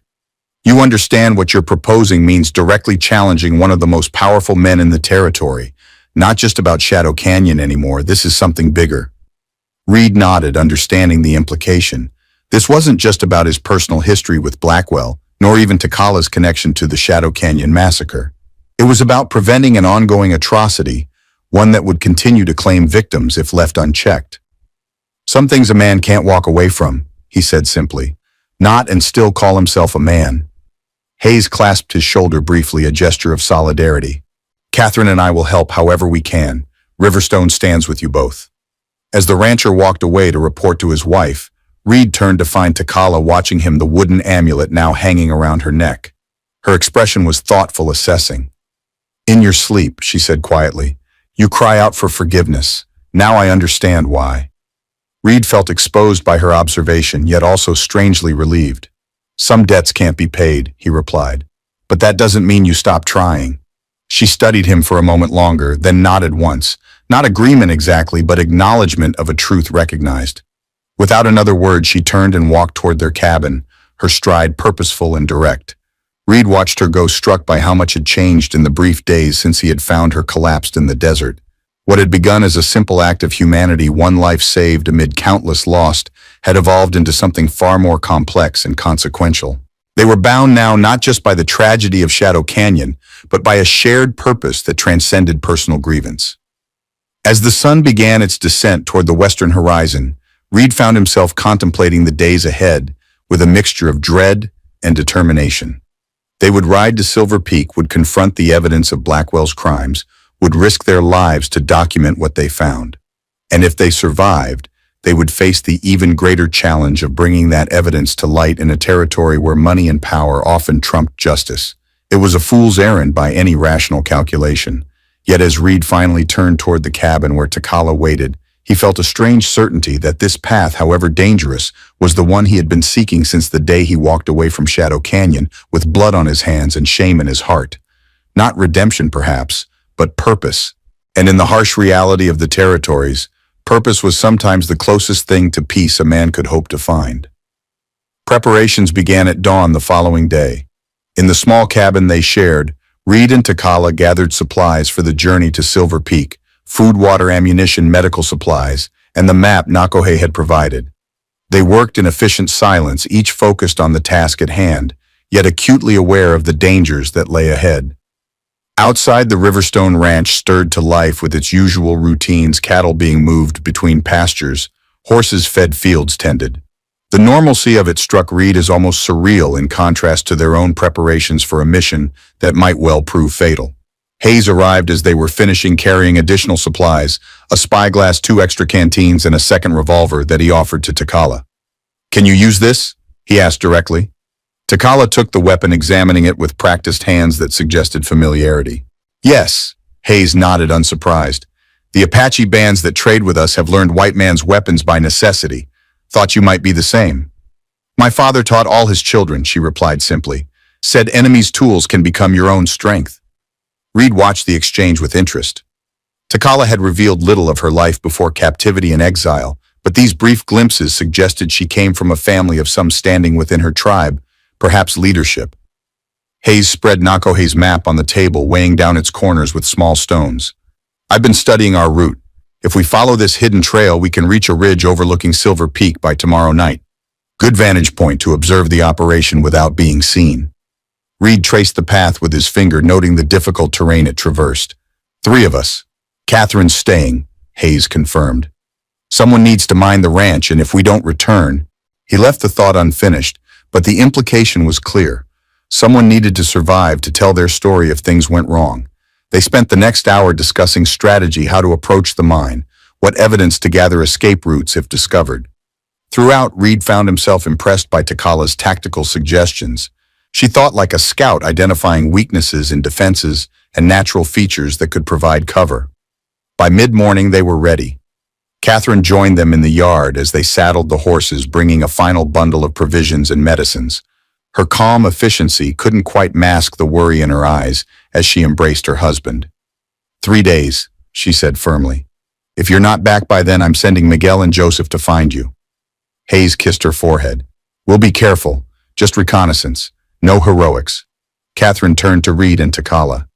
"That goes for both of you as well. The evidence is important, but your lives more so." Reed nodded, touched by her concern. In the brief time they'd spent at Riverstone, the Hayes had shown them more genuine humanity than he'd encountered in years of drifting. Takala accepted Catherine's words with a slight inclination of her head, her hand unconsciously touching the wooden amulet Nakohe had given her. "We will return," she said with quiet certainty. They mounted and rode north, following the main trail until they were well clear of Riverstone land, then veering east into rougher country where Nakohe's hidden path began. Hayes led his familiarity with the territory, guiding them through what appeared to be impassable terrain. Narrow ravines, steep-sided arroyos, game trails that vanished and reappeared like threads in a complex tapestry. By midday, they had entered a landscape few white settlers ever saw, a maze of slot canyons and eroded badlands where natural passages connected otherwise isolated valleys. The air hung heavy with heat, causing mirages to shimmer on distant horizons. They stopped briefly to rest the horses and eat, settling in the shade of a towering sandstone spire. As they shared the bread and dried meat Catherine had packed, Reed found himself studying Takala. She sat slightly apart, her gaze constantly scanning their surroundings, alert for any sign of threat. "You were trained as a scout for your people, weren't you?" he asked, the realization suddenly clear. She glanced at him, surprise briefly crossing her features before she composed them again. "How you know this? The way you move, how you read sign, your awareness of terrain." Reed had worked with many scouts, both white and native, during his military service. He recognized the particular vigilance that came from formal training, rather than merely growing up in wilderness. Takala considered him for a moment before nodding. "My father was war chief. He taught me and my brothers. Said woman who cannot protect herself becomes victim." "Unusual for a girl to receive such training," Hayes commented. A hint of pride crossed her face. "My father was unusual man. Believed women had warrior spirits too." "He was right," Reed affirmed, thinking of her resilience in the face of exile and hardship. Something shifted in Takala's expression, a subtle softening that vanished almost immediately. She returned to her scanning of the horizon, but the rigid set of her shoulders had eased slightly. They continued northward through the afternoon, the terrain gradually rising as they approached the foothills that would eventually lead to Silver Peak. The hidden trail remained challenging but passable, winding through natural features in ways that would be nearly impossible to track. Reed understood now why the Apache had maintained their freedom for so long. Despite repeated military campaigns against them, this country offered endless places to disappear for those who knew its secrets. As dusk approached, they made camp in a small box canyon that offered natural protection, a single narrow entrance that could be easily watched, sheer walls that prevented approach from other directions, and a small seep that provided enough water to replenish their canteens. Hayes took first watch while Reed built a small, nearly smokeless fire using dry branches from a dead juniper. Takala prepared a simple meal, mixing cornmeal with water and shaping it into flat cakes that she cooked on heated stones. The domesticity of the scene contrasted sharply with the danger of their mission, creating a strange intimacy among the three of them. As they ate, Hayes spoke of his early days in the territory, his arrival as a bitter young man seeking vengeance for his father's death, his gradual realization that hatred consumed the hater more than the hated his meeting with Catherine at a mission where she worked as a nurse. "Took her 2 years to agree to marry me," he recalled with a rueful smile. "Said I needed to decide whether I wanted to build something or destroy something. Couldn't do both." "Wise woman," Reed commented. "Smartest decision I ever made was listening to her." Hayes gazed into the small fire. "Built Riverstone from nothing together. Now I can't imagine any other life." Takala, who had been listening silently, asked, "You never wanted children?" A shadow passed over Hayes's face. "We had a son. Fever took him when he was 4. After that..." He shrugged, the gesture containing volumes of grief still carried after many years. "I am sorry," Takala said softly with simple sincerity. Hayes acknowledged her sympathy with a nod. "Life gives and takes. Can't control that. Only how we respond." He rose, stretching. "I'll take first watch. You two get some rest." As Hayes moved to the canyon entrance, Reed and Takala prepared their bedrolls on opposite sides of the dying fire. The night had grown, cool stars emerging in brilliant profusion across the darkening sky.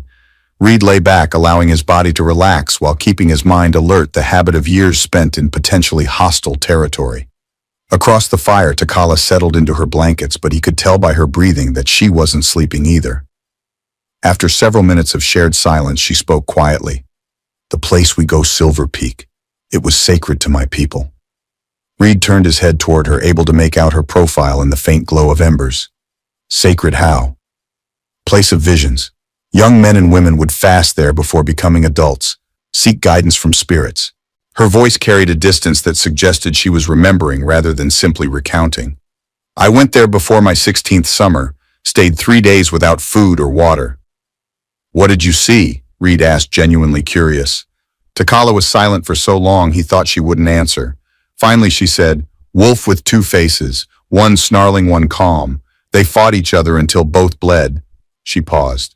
"Elder said it meant I would face great division within myself. Must find way to make peace between opposing natures." The image was striking and oddly fitting for a woman caught between cultures, between vengeance and forgiveness, between past and future. "Have you found that peace?" Reed asked. "Not yet." Her honesty was unflinching. "But each day I look for path." Reed considered her words, finding in them an echo of his own internal struggle. "We're not so different, you and I," he observed quietly. "Both trying to find our way after losing what defined us." Takala didn't respond immediately. When she did, her voice held a complexity of emotion he hadn't heard before. "Perhaps, but you chose to leave your path. Mine was taken from me." The distinction was important and humbling. Reed acknowledged it with silence, recognizing that some gulfs couldn't be bridged by words alone. They drifted eventually into sleep, the small fire reduced to glowing coals, the night sounds of the desert coyote calls, the rustle of small creatures, the whisper of wind through juniper, creating a timeless lullaby that had soothed countless generations of travelers in this ancient land. Morning arrived with the soft golden light that preceded full sunrise, painting the canyon walls in subtle gradations of amber and rose. Reed woke instantly, years of habitual vigilance bringing him to full alertness without the gradual transition most people experienced. He found Hayes already up tending a small breakfast fire, while Takala was nowhere to be seen. Reading his unspoken question, Hayes nodded toward the canyon entrance. "Scouting the trail ahead. Said she'd be back by the time coffee's ready." Reed joined the rancher by the fire, accepting a tin cup of strong coffee with gratitude. "How far to Silver Peak from here?" "If Nakohe's map is accurate, we should reach the observation ridge by nightfall." Hayes poured his own coffee. "Course that's assuming no unexpected company along the way." As if summoned by his caution, Takala appeared at the canyon entrance, moving with the swift silence that still impressed Reed, despite his growing familiarity with her abilities. Her expression was tense. "Riders," she reported without preamble. "6, maybe 7. Following our trail from yesterday." Hayes and Reed exchanged sharp glances. "Blackwell's men?" Hayes asked. Takala shook her head. "Apache. War paint." The news was unexpected and concerning. While they had Nakohe's blessing, other Apache bands might view their presence differently, especially with 2 white men traveling through traditional territories. "Hostile?" Reed asked, already mentally calculating defense options for their position. "Not attacking yet. Following only." Takala's expression revealed her own uncertainty. "But they wear markings of mountain band. My people." The significance wasn't lost on Reed. The mountain band had exiled Takala. Encountering them now complicated an already dangerous mission. "How far behind us?" 2 hours, maybe less. They know this land better than hidden trail shows. Hayes doused the fire with sand. "We need to move. Now." They broke camp with practiced efficiency, erasing all signs of their presence, before mounting and continuing north along Nakohe's route. Takala led now her knowledge of Apache tracking methods, guiding their efforts to minimize their trail. The terrain grew increasingly rugged as they climbed higher into the foothills. Narrow passages between towering rock formations, steep-sided ravines that required careful navigation, sparse vegetation that offered little concealment. By mid-morning, the sun beat down mercilessly, reflecting off stone surfaces to create an oven-like heat that sapped both humans and horses. During a brief stop to rest the animals in the shade of an overhanging cliff, Takala suddenly went still, her head tilted in the listening posture Reed had come to recognize. "They're closer," she said softly, "moving faster than us because of terrain knowledge." Reed scanned the surrounding landscape, seeing nothing but heat-shimmered rock and scrub. "Options," Takala considered briefly. "Continue to Silver Peak as planned, hope to lose them in higher elevations. Or," she hesitated. "Or," Hayes prompted, "I could speak with them, alone." Her expression remained carefully neutral, but Reed detected the tension beneath. "They might listen to women of their own blood. Or they might kill you for violating your exile," Reed countered. "Too risky." "More risky to have angry warriors following us to Blackwell's operation," she replied logically. "Better to resolve now away from mine." Hayes looked between them, then nodded slowly. "She has a point, Reed. If they're determined to follow us, better to know their intentions now than have them appear at the wrong moment later." Reed wanted to argue further, but recognized the tactical wisdom in their assessment. Still, the thought of Takala facing alone those who had rejected her potentially violently sat uneasily in his chest. "How would you do it?" he asked finally. "Leave clear trail for them to follow. Wait in open space ahead. You two hide within rifle range but remain unseen unless needed." Her plan was simple but sound. "They will send scouts first. I will speak with scouts, ask for parley with leader." The risk was substantial, but Reed could propose no better alternative. They continued forward until reaching a small mesa that matched Takala's requirements, open enough for a clear meeting surrounded by rocky outcroppings that would provide concealment for Reed and Hayes, while allowing them to cover her with rifles if necessary. As Takala prepared to take position in the center of the clearing, Reed caught her arm lightly. "Be careful," he said, surprised by the intensity of his concern. She met his eyes directly. "Always am, Marshal." Then more softly, "Watch well. These are proud men, easily offended." Reed and Hayes concealed themselves among the rocks, rifles ready, but hidden from immediate view. Takala walked alone to the center of the clearing, where she sat cross-legged on the ground in the traditional posture of peaceful waiting. The vulnerability of her position, back straight, hands empty and visible, entirely exposed to approach from any direction, made Reed's throat tighten with anxiety. They didn't wait long.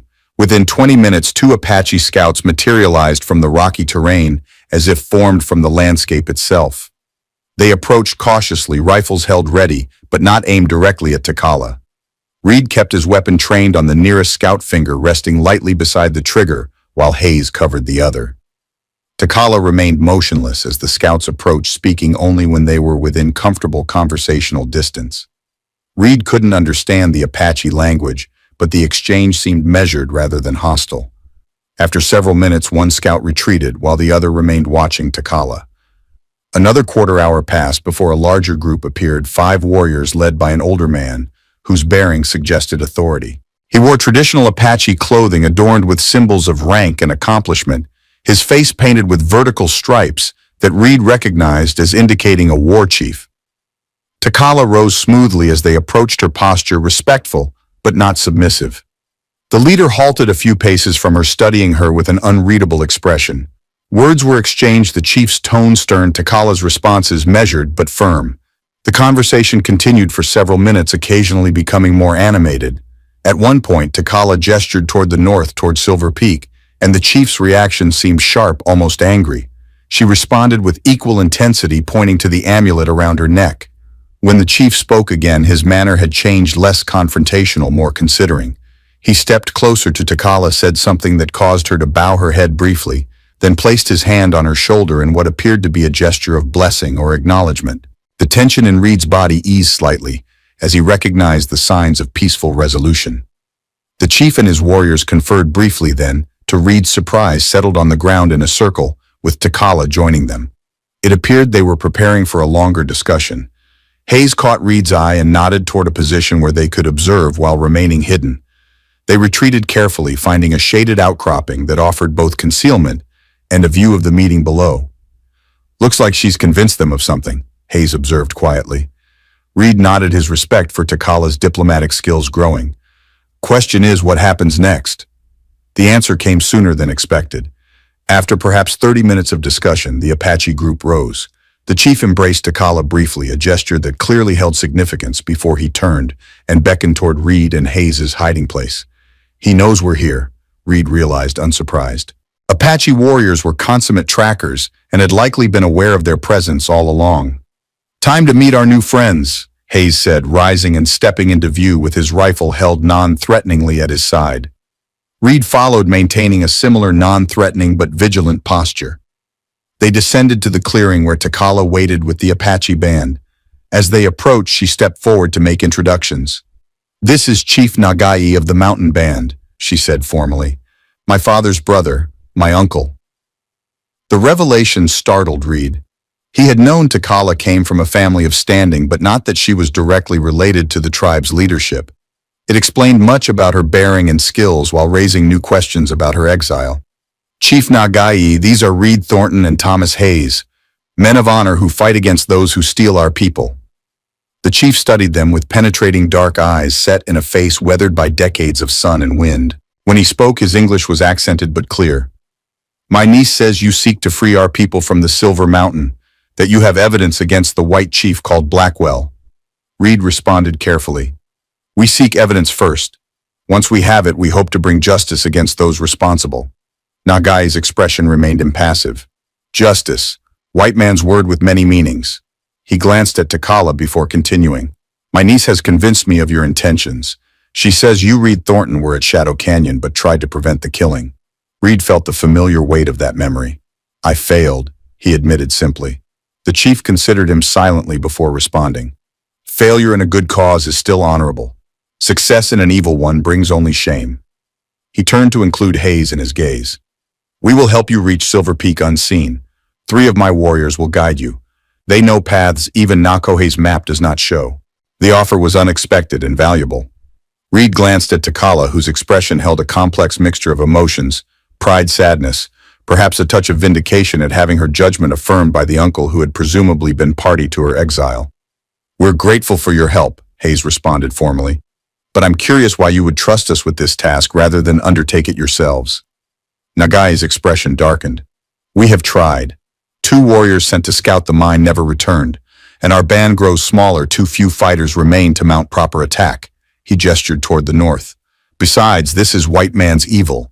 Perhaps it requires white man's methods to expose." The pragmatism was both surprising and refreshing. Reed had encountered many tribal leaders during his scouting days, but few who balanced traditional values with such clear-eyed assessment of changing realities.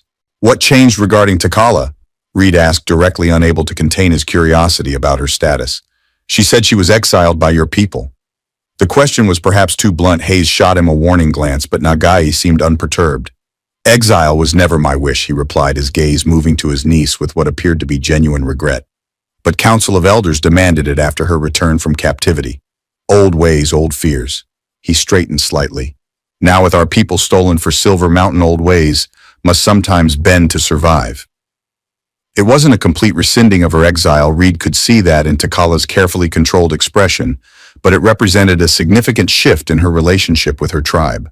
A door once firmly closed had been cracked open, allowing at least the possibility of eventual return. The practical arrangements were made quickly. 3 warriors would accompany them to Silver Peak, guiding them along secret paths that would allow observation of the mining operation without detection. The rest of Nagai's band would continue their own mission of locating other Apache who had been taken, gathering information that might prove useful in freeing the captives. As preparations were completed, Nagai took Takala aside for a private conversation. Reed couldn't hear their words, but he saw the intensity in both their expressions, the way Takala's composure wavered briefly before she regained it. When they finished speaking, the chief touched her forehead in what was clearly a blessing before rejoining his warriors.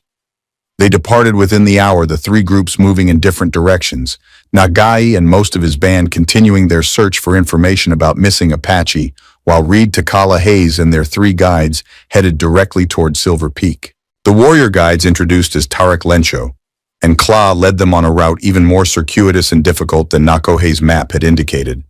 They traversed dry stream beds, narrow game trails, and occasionally what appeared to be sheer rock faces, but actually contained nearly invisible handholds and ledges. Throughout, the warriors moved with the silent efficiency that had made the Apache such formidable opponents in warfare, communicating primarily through subtle hand gestures and maintaining constant awareness of their surroundings. By late afternoon, they had entered the higher elevations of the mountain range that culminated in Silver Peak. The vegetation changed, with the altitude pinon and juniper giving way to ponderosa pine and small stands of aspen that quivered in the slightest breeze, their leaves flashing silver and green in dappled sunlight. They made camp in a small protected valley, building no fire despite the increasing chill of the higher elevation. The Apache warriors shared pemmican, a concentrated mixture of dried meat, fat, and berries that provided substantial energy in small portions, while Hayes contributed jerky and hardtack from their own supplies.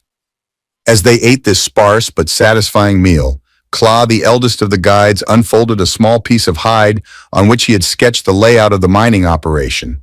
Using sticks and stones, he created a 3-dimensional representation of Silver Peak, indicating the mine entrance, guard positions, worker housing, and the best observation points for their reconnaissance. Many guards, he explained in limited English, placing small stones to represent sentries. Change at dawn, midday, dusk, most alert at changing times. Reed studied the model carefully, memorizing the details. How many Apache held there? Kla conferred briefly with the other warriors in their language before responding.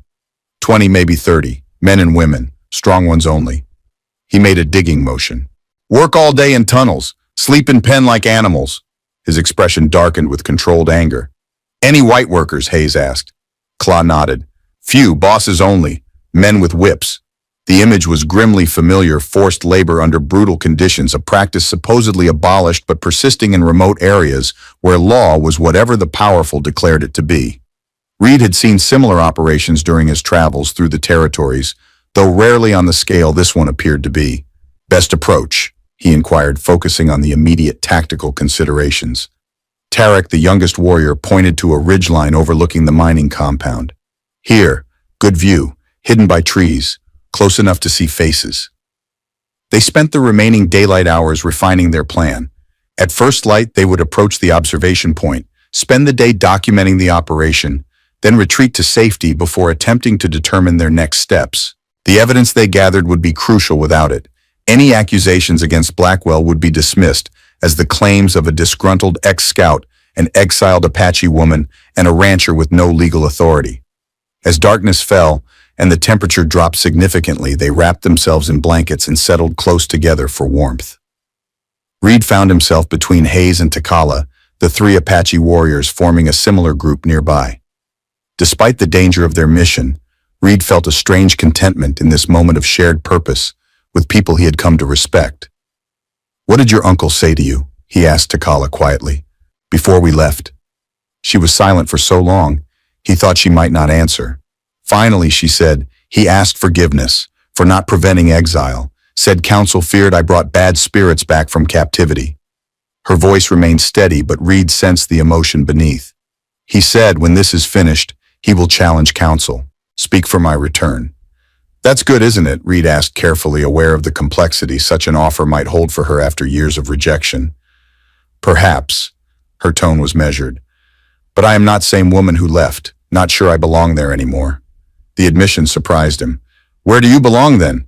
Takala turned slightly to look at him, her profile silvered by starlight. I will know when I find it. She paused, then added softly, some birds cannot return to old nest, must build new one. The metaphor struck Reed as particularly apartment. He too was searching for a place to belong after leaving behind the identity that had defined him for so long. Whatever you decide, he said quietly, you won't have to face it alone, not unless you want to. She didn't respond verbally, but in the darkness he felt her hand briefly touch his, a fleeting contact that conveyed more than words could have. Then she turned away, preparing for sleep, leaving Reed to ponder the significance of that momentary connection and the unexpected path that had brought them to this mountain on the eve of confronting a powerful enemy. Dawn arrived crisp and clear, the air so thin at this elevation that each breath felt sharp in the lungs. They rose before first light, consuming a cold breakfast while reviewing their plan one final time. The Apache warriors would guide them to the observation point, then maintain a security perimeter, while Reed, Hayes, and Takala documented the mining operation. They moved out in single file, Claw leading, followed by Takala, Reed, Hayes, and the other two warriors bringing up the rear. The forest provided good cover, dense stands of pine and fir, whose needled branches broke up their silhouettes and whose soft carpet of fallen needles muffled their footsteps. After an hour of steady climbing, they reached a ridgeline that offered their first distant view of Silver Peak. Even from several miles away, the scale of the operation was evident, a scar of cleared forest and exposed earth marring the mountainside with the regular geometric shapes of buildings clustered near what must be the mine entrance. Big operation, Hayes murmured. Blackwell's not doing this alone. Must have investors' political protection. Reed nodded grimly. All the more reason we need solid evidence. This goes beyond just Blackwell. They continued along the ridgeline, occasionally dropping below it when the trail became exposed, until they reached the observation point Tarek had identified. It proved ideal for their purposes, a natural depression rimmed with boulders and trees that offered both concealment and clear sightlines to the mining compound below, now less than half a mile distant. Reed unpacked the spyglass Hayes had provided, extending it carefully to study the operation in detail. What he saw confirmed their worst expectations. The compound consisted of several buildings arranged around a central yard, offices, barracks for the guards' equipment storage. Near the mine entrance stood a crude pen constructed of logs driven vertically into the ground and bound together with heavy chains, a human corral where Apache workers were apparently held when not laboring in the tunnels. Even as he watched, a group of about 20 Apache emerge from the mine entrance, their clothing filthy, their movements betraying exhaustion. They were herded toward the pen by guards carrying rifles and whips, their treatment no different from that of livestock being driven to pasture. See for yourself, Reed said quietly, passing the spyglass to Takala. She looked for a long moment, her body becoming increasingly rigid as she observed the treatment of her people. When she lowered the glass, her expression was controlled, but her eyes blazed with contained fury. Children of my mother's sister are there, she said tightly. Cousins I thought dead or fled to reservation. Hayes took his turn with the spyglass, his weathered face grim as he surveyed the scene. Blackwell himself present. Reed reclaimed the glass, scanning the compound carefully. Don't see him. Probably doesn't dirty his hands with daily operations, but... He focused on a man emerging from the office building, tall, military bearing, giving orders to the guards with the confident expectation of immediate obedience. That's Captain Ellis, Blackwell's second in command during Shadow Canyon, now apparently running this operation. The confirmation of direct links between Blackwell, Shadow Canyon, and this forced labor camp solidified their suspicions into certainty. This wasn't merely opportunistic exploitation of indigenous people. It was the continuation of a systematic campaign against the Apache that had been disguised as military necessity 5 years earlier and now wore the mask of economic development.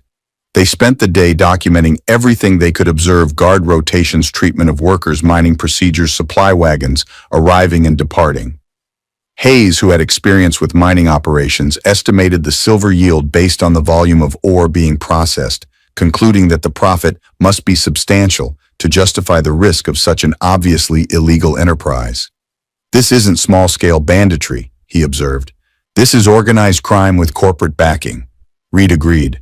The operation's scale suggested Blackwell had financial partners, probably Eastern investors, seeking returns on the territory's mineral wealth without concerning themselves with the methods used to extract it.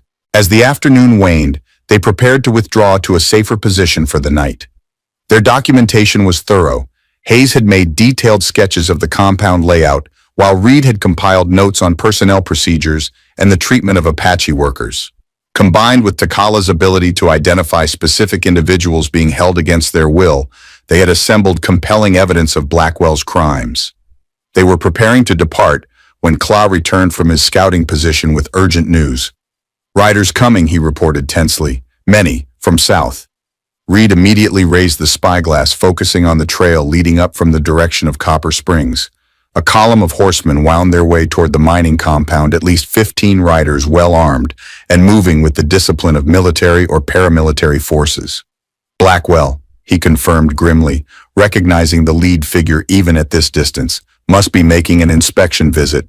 Probably why Ellis has been pushing the workers so hard today, preparing to show progress." The development complicated their plans. They had intended to retreat, regroup, and determine the best authorities to approach with their evidence. Blackwell's presence created both risk and opportunity: risk of discovery if they remained, opportunity to document his direct involvement if they stayed. "We should go," Hayes advised. "We have enough evidence. No need to take additional chances." Reed was inclined to agree, but Takala spoke before he could respond. "No, we stay. Must see Blackwell with my own eyes. Must have proof he directs this evil." Her determination was understandable but potentially dangerous. Reed exchanged concerned glances with Hayes, who shrugged slightly, deferring to Reed's judgment in this tactical situation. After a moment's consideration, Reed decided, "We stay until dusk, document Blackwell's involvement, then withdraw under cover of darkness. But at first sign of discovery, we leave immediately." "Agreed." Takala nodded reluctantly, accepting the compromise. The Apache warriors melted back into the forest to maintain their security perimeter, while Reed, Hayes, and Takala settled in to observe Blackwell's arrival at the mining compound.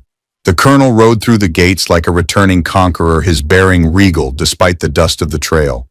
Ellis greeted him with a salute, old habits, apparently dying hard before leading him on a tour of the operation. Through the spyglass, Reed could see Blackwell's satisfaction as he inspected the mind, or his indifference, as he passed the pen, where exhausted Apache workers watched with carefully blank expressions. "He treats their suffering like it's nothing," Reed murmured, disgust evident in his tone. "Just another resource to be exploited."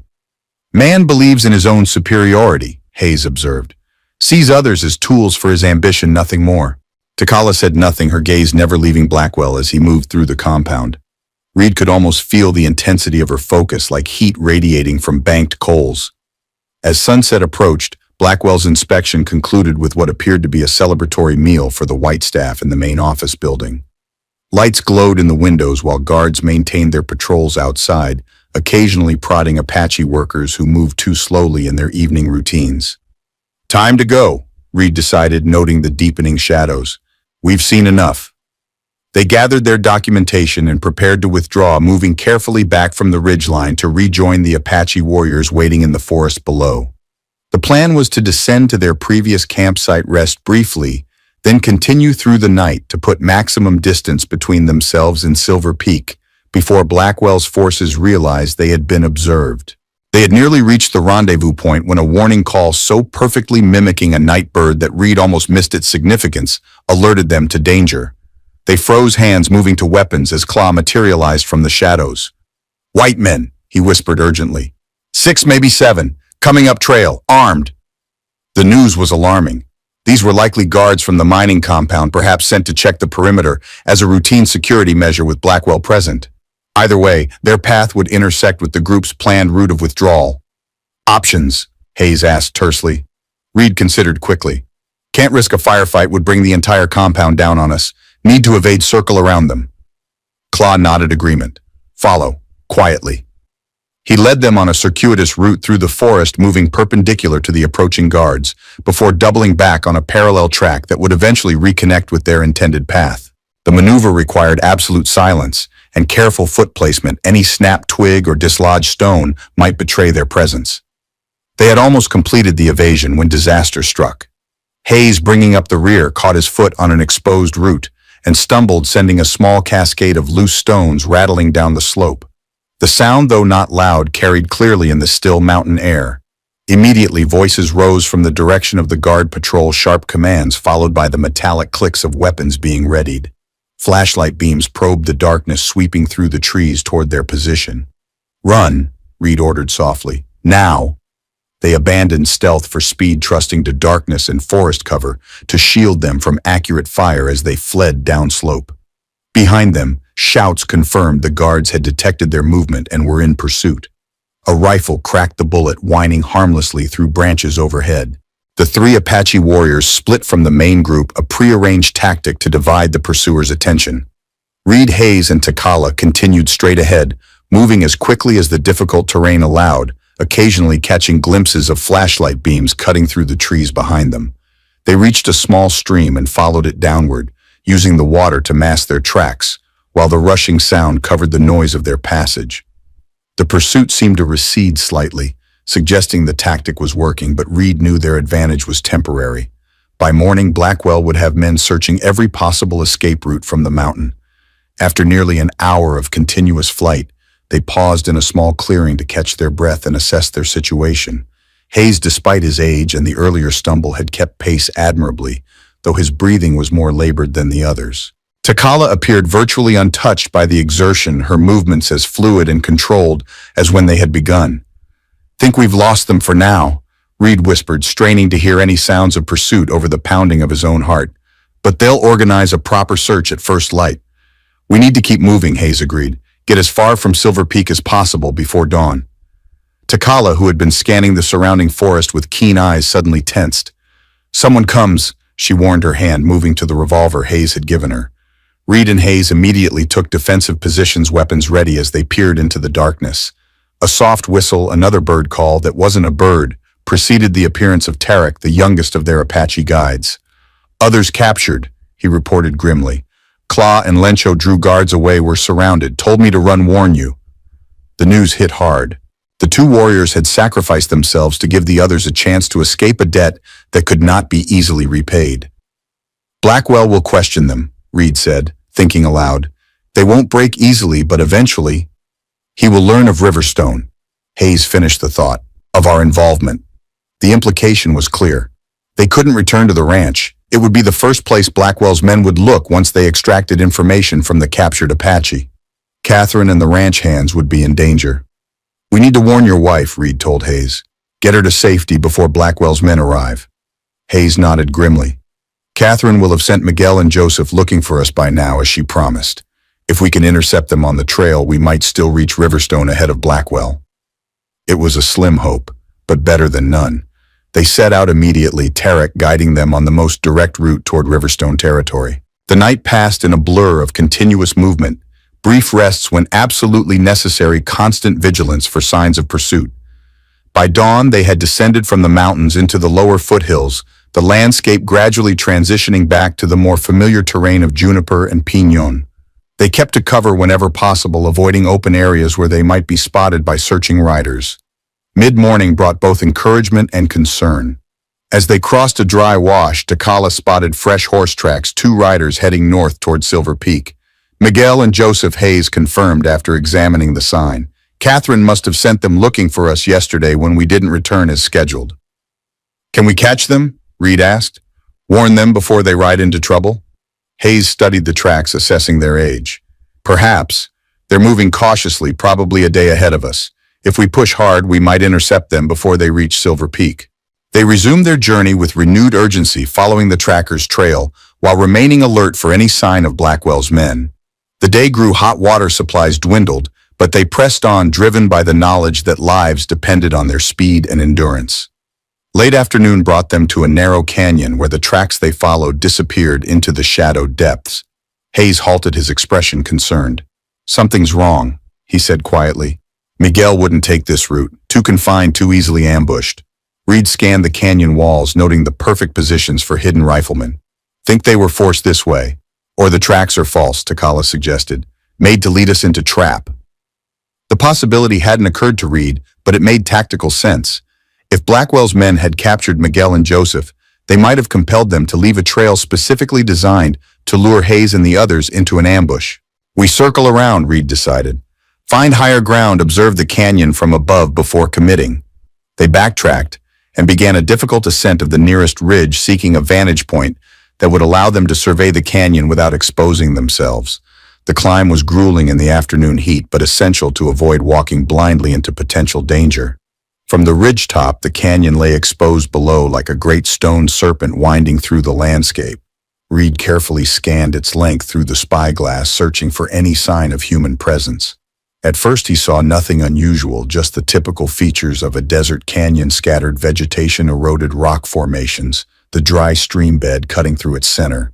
Then as he adjusted the focus slightly, details emerged that confirmed their suspicions. Near the canyon's narrowest point, where high walls created a natural choke point, he spotted the faint reflection of sunlight on metal, a rifle barrel hastily concealed among the rocks.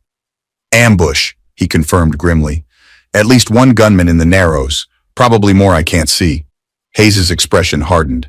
Miguel and Joseph. Reed continued his careful scan, eventually locating two figures seated against the canyon wall, hands apparently bound behind them, a guard standing nearby.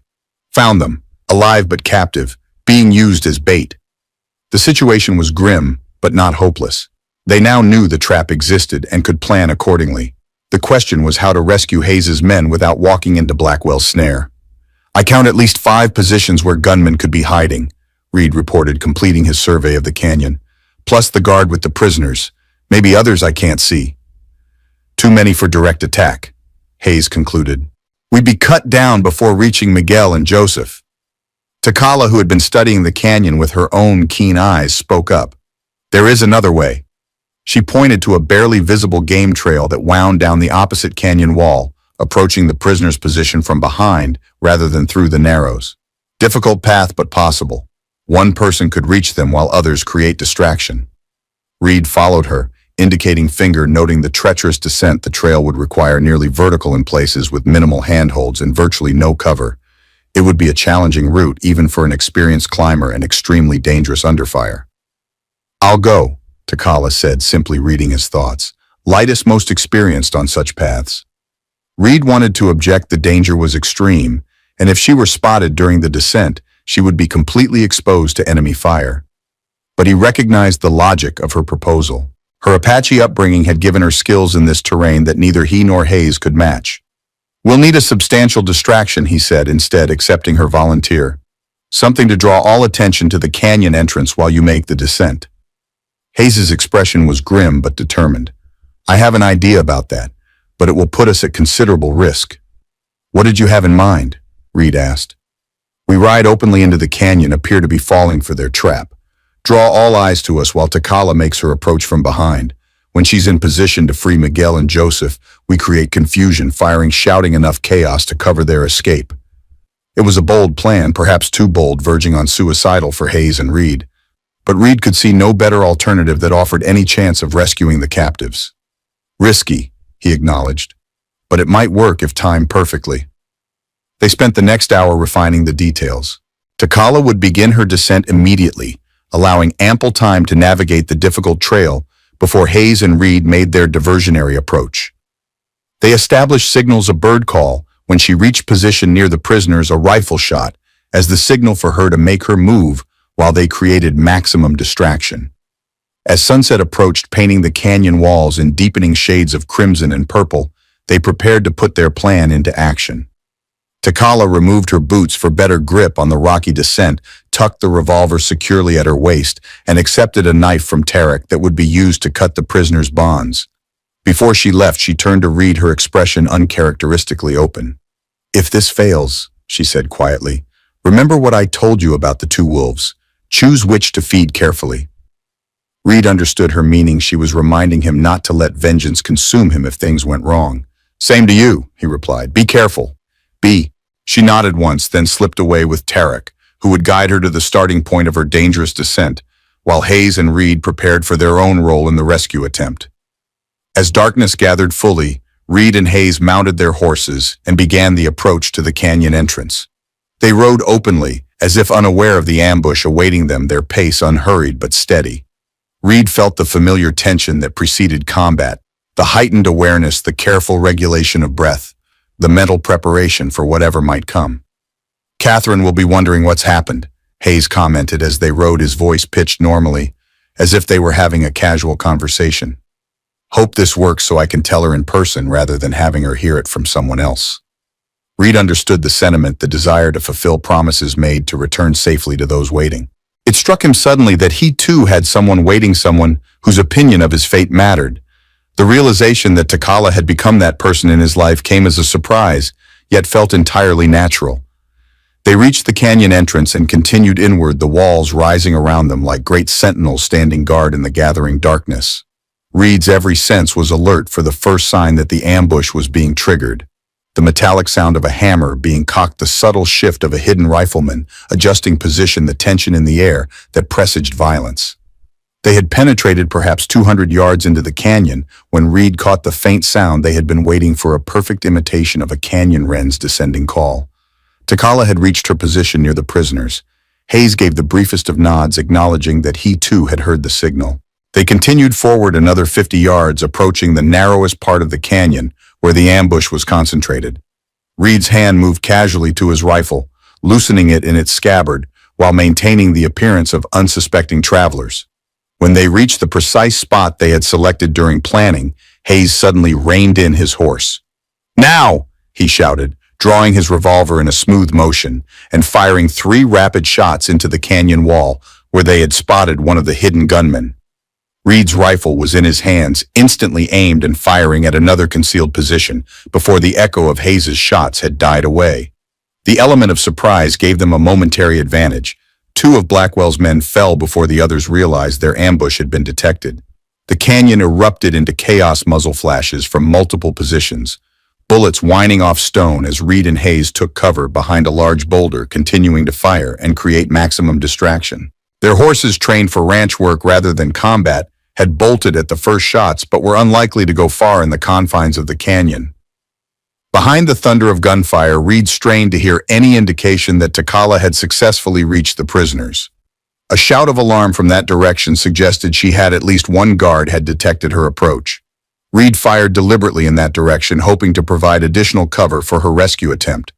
The firefight continued for several minutes, a deadly exchange that gradually shifted in favor of Blackwell's more numerous forces. Reed and Hayes found themselves pinned down, able to return fire but not to advance or retreat without exposing themselves to multiple shooters.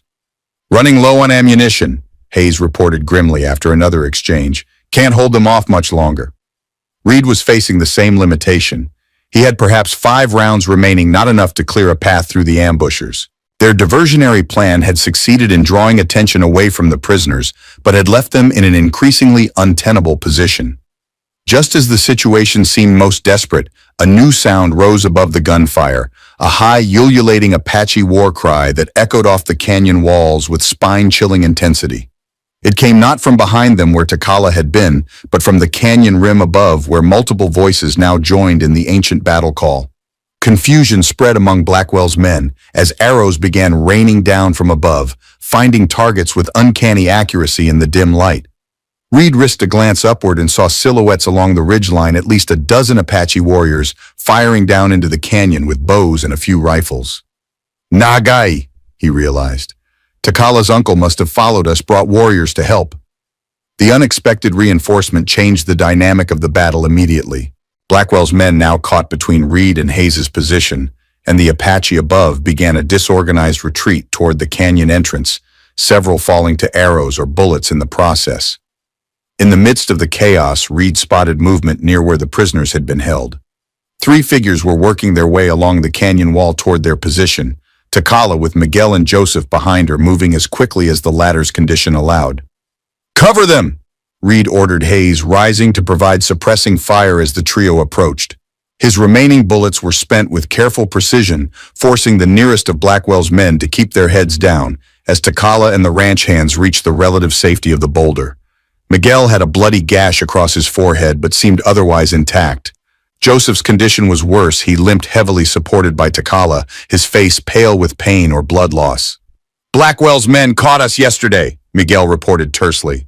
Questioned us about you about Riverstone, tried to make us lead them to you. Hayes checked Joseph's injury, a bullet wound to the thigh, painful, but not immediately life-threatening if infection could be prevented. You did well, he assured both men. Now we need to get out of here.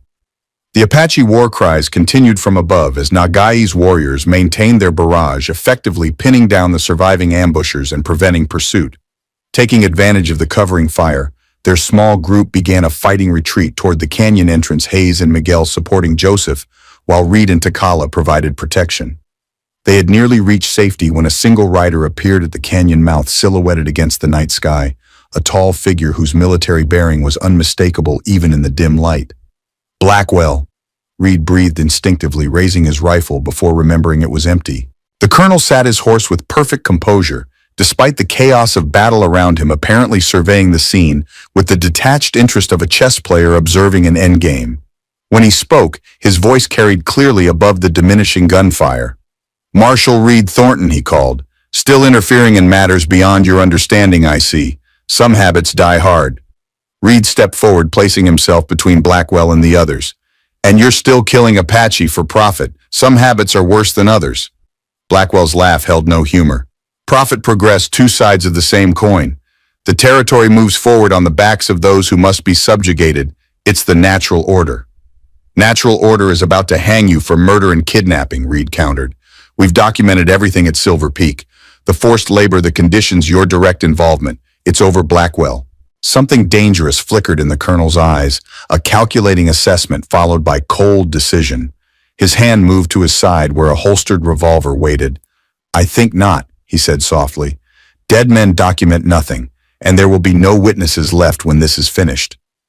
Before he could draw, however, an arrow whispered through the darkness and buried itself in the shoulder of Blackwell's gun arm. He jerked backward, his horse rearing in alarm, as more arrows followed, forcing him to retreat from the canyon entrance. Taking advantage of the moment, Reed urged the others forward. Go, now get to the horses if you can find them, or continue on foot. Head east toward Nagai's camp. They emerged from the canyon to find 3 of their horses had indeed remained nearby, apparently unwilling to stray far from their riders despite the gunfire. Hayes and Miguel helped Joseph onto one mount, while Takala took another. Reed was preparing to climb onto the third when a shot rang out and something struck him hard in the side, spinning him half around with the impact.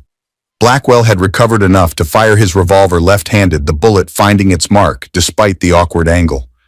Reed staggered, feeling the warm wetness of blood spreading beneath his fingers as he pressed them to his side. Reed! Takala's cry seemed to come from a great distance as darkness encroached on the edges of his vision. He forced himself to remain standing, turning to face Blackwell one final time. The colonel was already raising his revolver for a second likely fatal shot when multiple arrows and bullets struck him simultaneously. Nagai's warriors had reached positions overlooking the canyon entrance. Blackwell fell from his horse, his body crumpling to the ground with a finality that required no confirmation. Reed felt strong hands supporting him, Hayes and Takala on either side, helping him onto the remaining horse.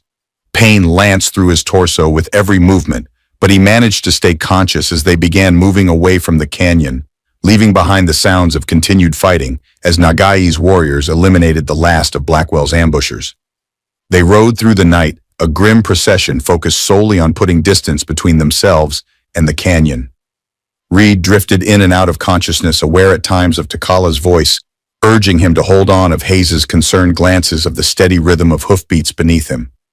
The wound in his side burned like fire with each breath, but he fought to remain awake, knowing that surrendering to unconsciousness might mean never waking again.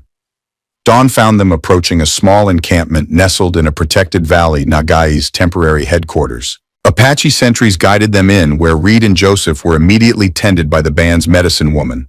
The bullet had passed through Reed's side without striking vital organs, but blood loss and the risk of infection remained serious concerns. As his wound was cleaned and bound with herbal poultices, Reed drifted into fevered dreams where past and present merged into surreal landscapes. He saw Shadow Canyon again, but this time he succeeded in stopping the massacre. He saw Blackwell falling from his horse not once but countless times in endless repetition, and throughout he felt Takala's presence, sometimes visible, sometimes merely sensed, a constant in the shifting dreamscape. He woke fully on the third day, his fever broken, to find Takala sitting beside him in the small wickiup where he had been placed. She was sewing something, a shirt perhaps, her hands moving with the same efficiency they brought to all tasks.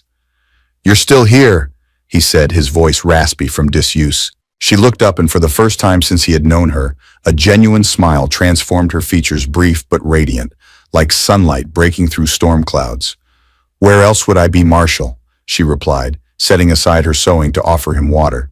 "Someone must keep you from dying stupidly." The familiar tartness in her tone was reassuring proof that however much had changed, some things remained constant. He drank gratefully, the cool water soothing his parched throat. "Joseph," he asked when he had finished. "Healing well? His wound was cleaner than yours." She adjusted the blanket covering him with careful hands. "Hayes returned to Riverstone yesterday to bring Catherine here. They will arrive soon." Reed absorbed this information, piecing together the events that had occurred during his incapacity. "And Blackwell the mine?" Takala's expression grew more solemn. "Blackwell is dead, his men scattered. Nagai's warriors freed the Apache from Silver Peak." A flash of satisfaction crossed her features. "Silver Peak is abandoned now. My people have reclaimed sacred ground." It represented a significant victory, not just the rescue of captured Apache and the end of Blackwell's forced labor operation, but the restoration of traditional lands to their rightful stewards. Yet Reed knew the broader systems that had enabled Blackwell's crimes remained largely intact. "The evidence we gathered," he asked. "Hayes still has it," Takala nodded. "Says he will take to territorial governor when you are stronger. Names of other men involved, details of operation. Says some are powerful, but evidence is strong." Reed wasn't naive enough to believe all those implicated would face justice. Money and influence would shield many from consequences. But exposing the truth was a necessary first step, and perhaps some accountability would result, however imperfect. As strength gradually returned over the following days, Reed received the full account of what had transpired after he was wounded. Nagai had indeed followed them from their meeting, concerned about his niece's safety and suspicious of Blackwell's activities. When fighting erupted in the canyon, his warriors had intervened, decisively eliminating most of Blackwell's men and liberating the captives from Silver Peak in a coordinated attack. Hayes and Catherine arrived as promised, the latter taking charge of medical care for Reed and Joseph with her characteristic efficiency. The Hayes would return to Riverstone once their patients were fit to travel, rebuilding what Blackwell's brief reign of terror had disrupted. The question of what came next hung unspoken but ever present as Reed's recovery progressed. Nagai had formally invited Takala to rejoin the mountain band, her exile effectively ended by her role in exposing Blackwell's operation and freeing their people. Yet she had not immediately accepted her decision, apparently as complex as the path that had brought her to this moment. On the evening before Hayes and Catherine planned to depart for Riverstone, Reed found Takala sitting alone outside the camp, watching the sunset paint the western sky in brilliant hues of orange and gold. He joined her carefully, his wound still tender but healing well under Catherine's care. They sat in companionable silence for several minutes, the beauty of the desert evening enfolding them like a shared blanket. Finally, Reed spoke the question that had been forming in his mind since regaining consciousness. "Have you decided about returning to your people?" Takala considered before answering, her gaze still fixed on the horizon. "Nagai says council welcomes me now, that my actions have washed away old fears." A hint of irony colored her tone. Amazing how success changes minds. "But," Reed prompted, sensing her hesitation. "But I am not same woman who was exiled. Cannot pretend to be." She turned to look at him directly. 5 years I walked alone, changed me, made me see world differently." Reed understood completely. His own journey since Shadow Canyon had similarly transformed him, making return to his former life impossible, not because others wouldn't accept him, but because he was no longer the person who had lived that life. "What will you do then?" he asked. Takala's expression softened slightly. "Hayes offered place at Riverstone, for both of us. Says ranch needs good horse trainer and garden keeper." The inclusive nature of the offer for both of us wasn't lost on Reed. It represented not just employment, but a potential future, a place to belong, a community that would accept them despite their complicated histories. "Sounds like a good offer," he said carefully, not wanting to presume her choice. "It is." She studied him thoughtfully. "What about you, Marshal? Where does your path lead now?" Reed considered the question with the seriousness it deserved. Blackwell was dead. The immediate threat ended. The evidence they had gathered would be delivered to authorities, perhaps leading to some measure of justice for those who had enabled his crimes. The debt Reed had carried since Shadow Canyon wasn't fully paid. Perhaps it never could be, but he had taken meaningful action toward restitution.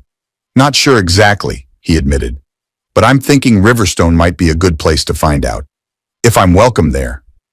Takala's expression remained composed, but something in her eyes softened further. I think you would be welcome, she said quietly, then with the hint of a smile. Someone must keep watching your back. You attract too much trouble alone. The gentle teasing contained a deeper truth. They had come to rely on each other, to trust each other, to see in each other possibilities that neither had imagined when they first met in that sun-baked desert basin. Their connection, forged in shared danger and mutual respect, had evolved into something neither could easily define, but neither wished to relinquish. Partners, then, Reed suggested, extending his hand in the formal gesture of agreement. Takala regarded his offered hand for a moment, then surprised him by ignoring it completely and leaning forward to kiss him briefly, a feather-light touch of lips that conveyed more than any handshake could have. Partners, she agreed, as she drew back, her expression both serious and tender, on this path wherever it leads. The sun slipped below the horizon, leaving the sky awash in deepening purple and the first glimmering stars. In the Apache camp behind them, fires were being lit, casting warm pools of light where people gathered in the familiar rhythms of community. Ahead, the vast landscape stretched toward distant horizons, containing both memory and possibility, past and future held in precarious balance. Reed felt a profound sense of peace settle over him, not the absolution he had once sought, nor the redemption he had doubted was possible, but something equally valuable, the chance to move forward with purpose, to build rather than destroy, to create meaning from the raw materials of regret and hope. He reached for Takala's hand in the gathering darkness, finding it waiting for his. Together they watched night claim the land, two souls who had found in each other not completion, but complement, the warrior and the peacemaker, vengeance and forgiveness, shadow and light creating between them a space where healing might finally begin. The journey ahead would not be easy. The territory remained a place of conflict and change, where forces of greed and progress continued their relentless advance. Justice for Blackwell's crimes would be imperfect at best, with many of his powerful associates likely escaping significant consequences. The future of the Apache and other indigenous peoples would continue to hang in precarious balance as the nation expanded westward. But for tonight, those larger concerns could wait. Tonight was for acknowledging what had been lost, what had been found, and what might yet be built on the borderlands of forgiveness, that liminal space where the past is honored but not permitted to dictate the future, where new paths emerge from the ashes of old certainties, and where two unlikely companions might forge a bond strong enough to weather whatever storms lay ahead. As the first stars emerged fully overhead, Reed and Takala rose by mutual accord and walked back toward the welcoming fires of the camp, their shadows merging into one as they moved together into whatever tomorrow might bring.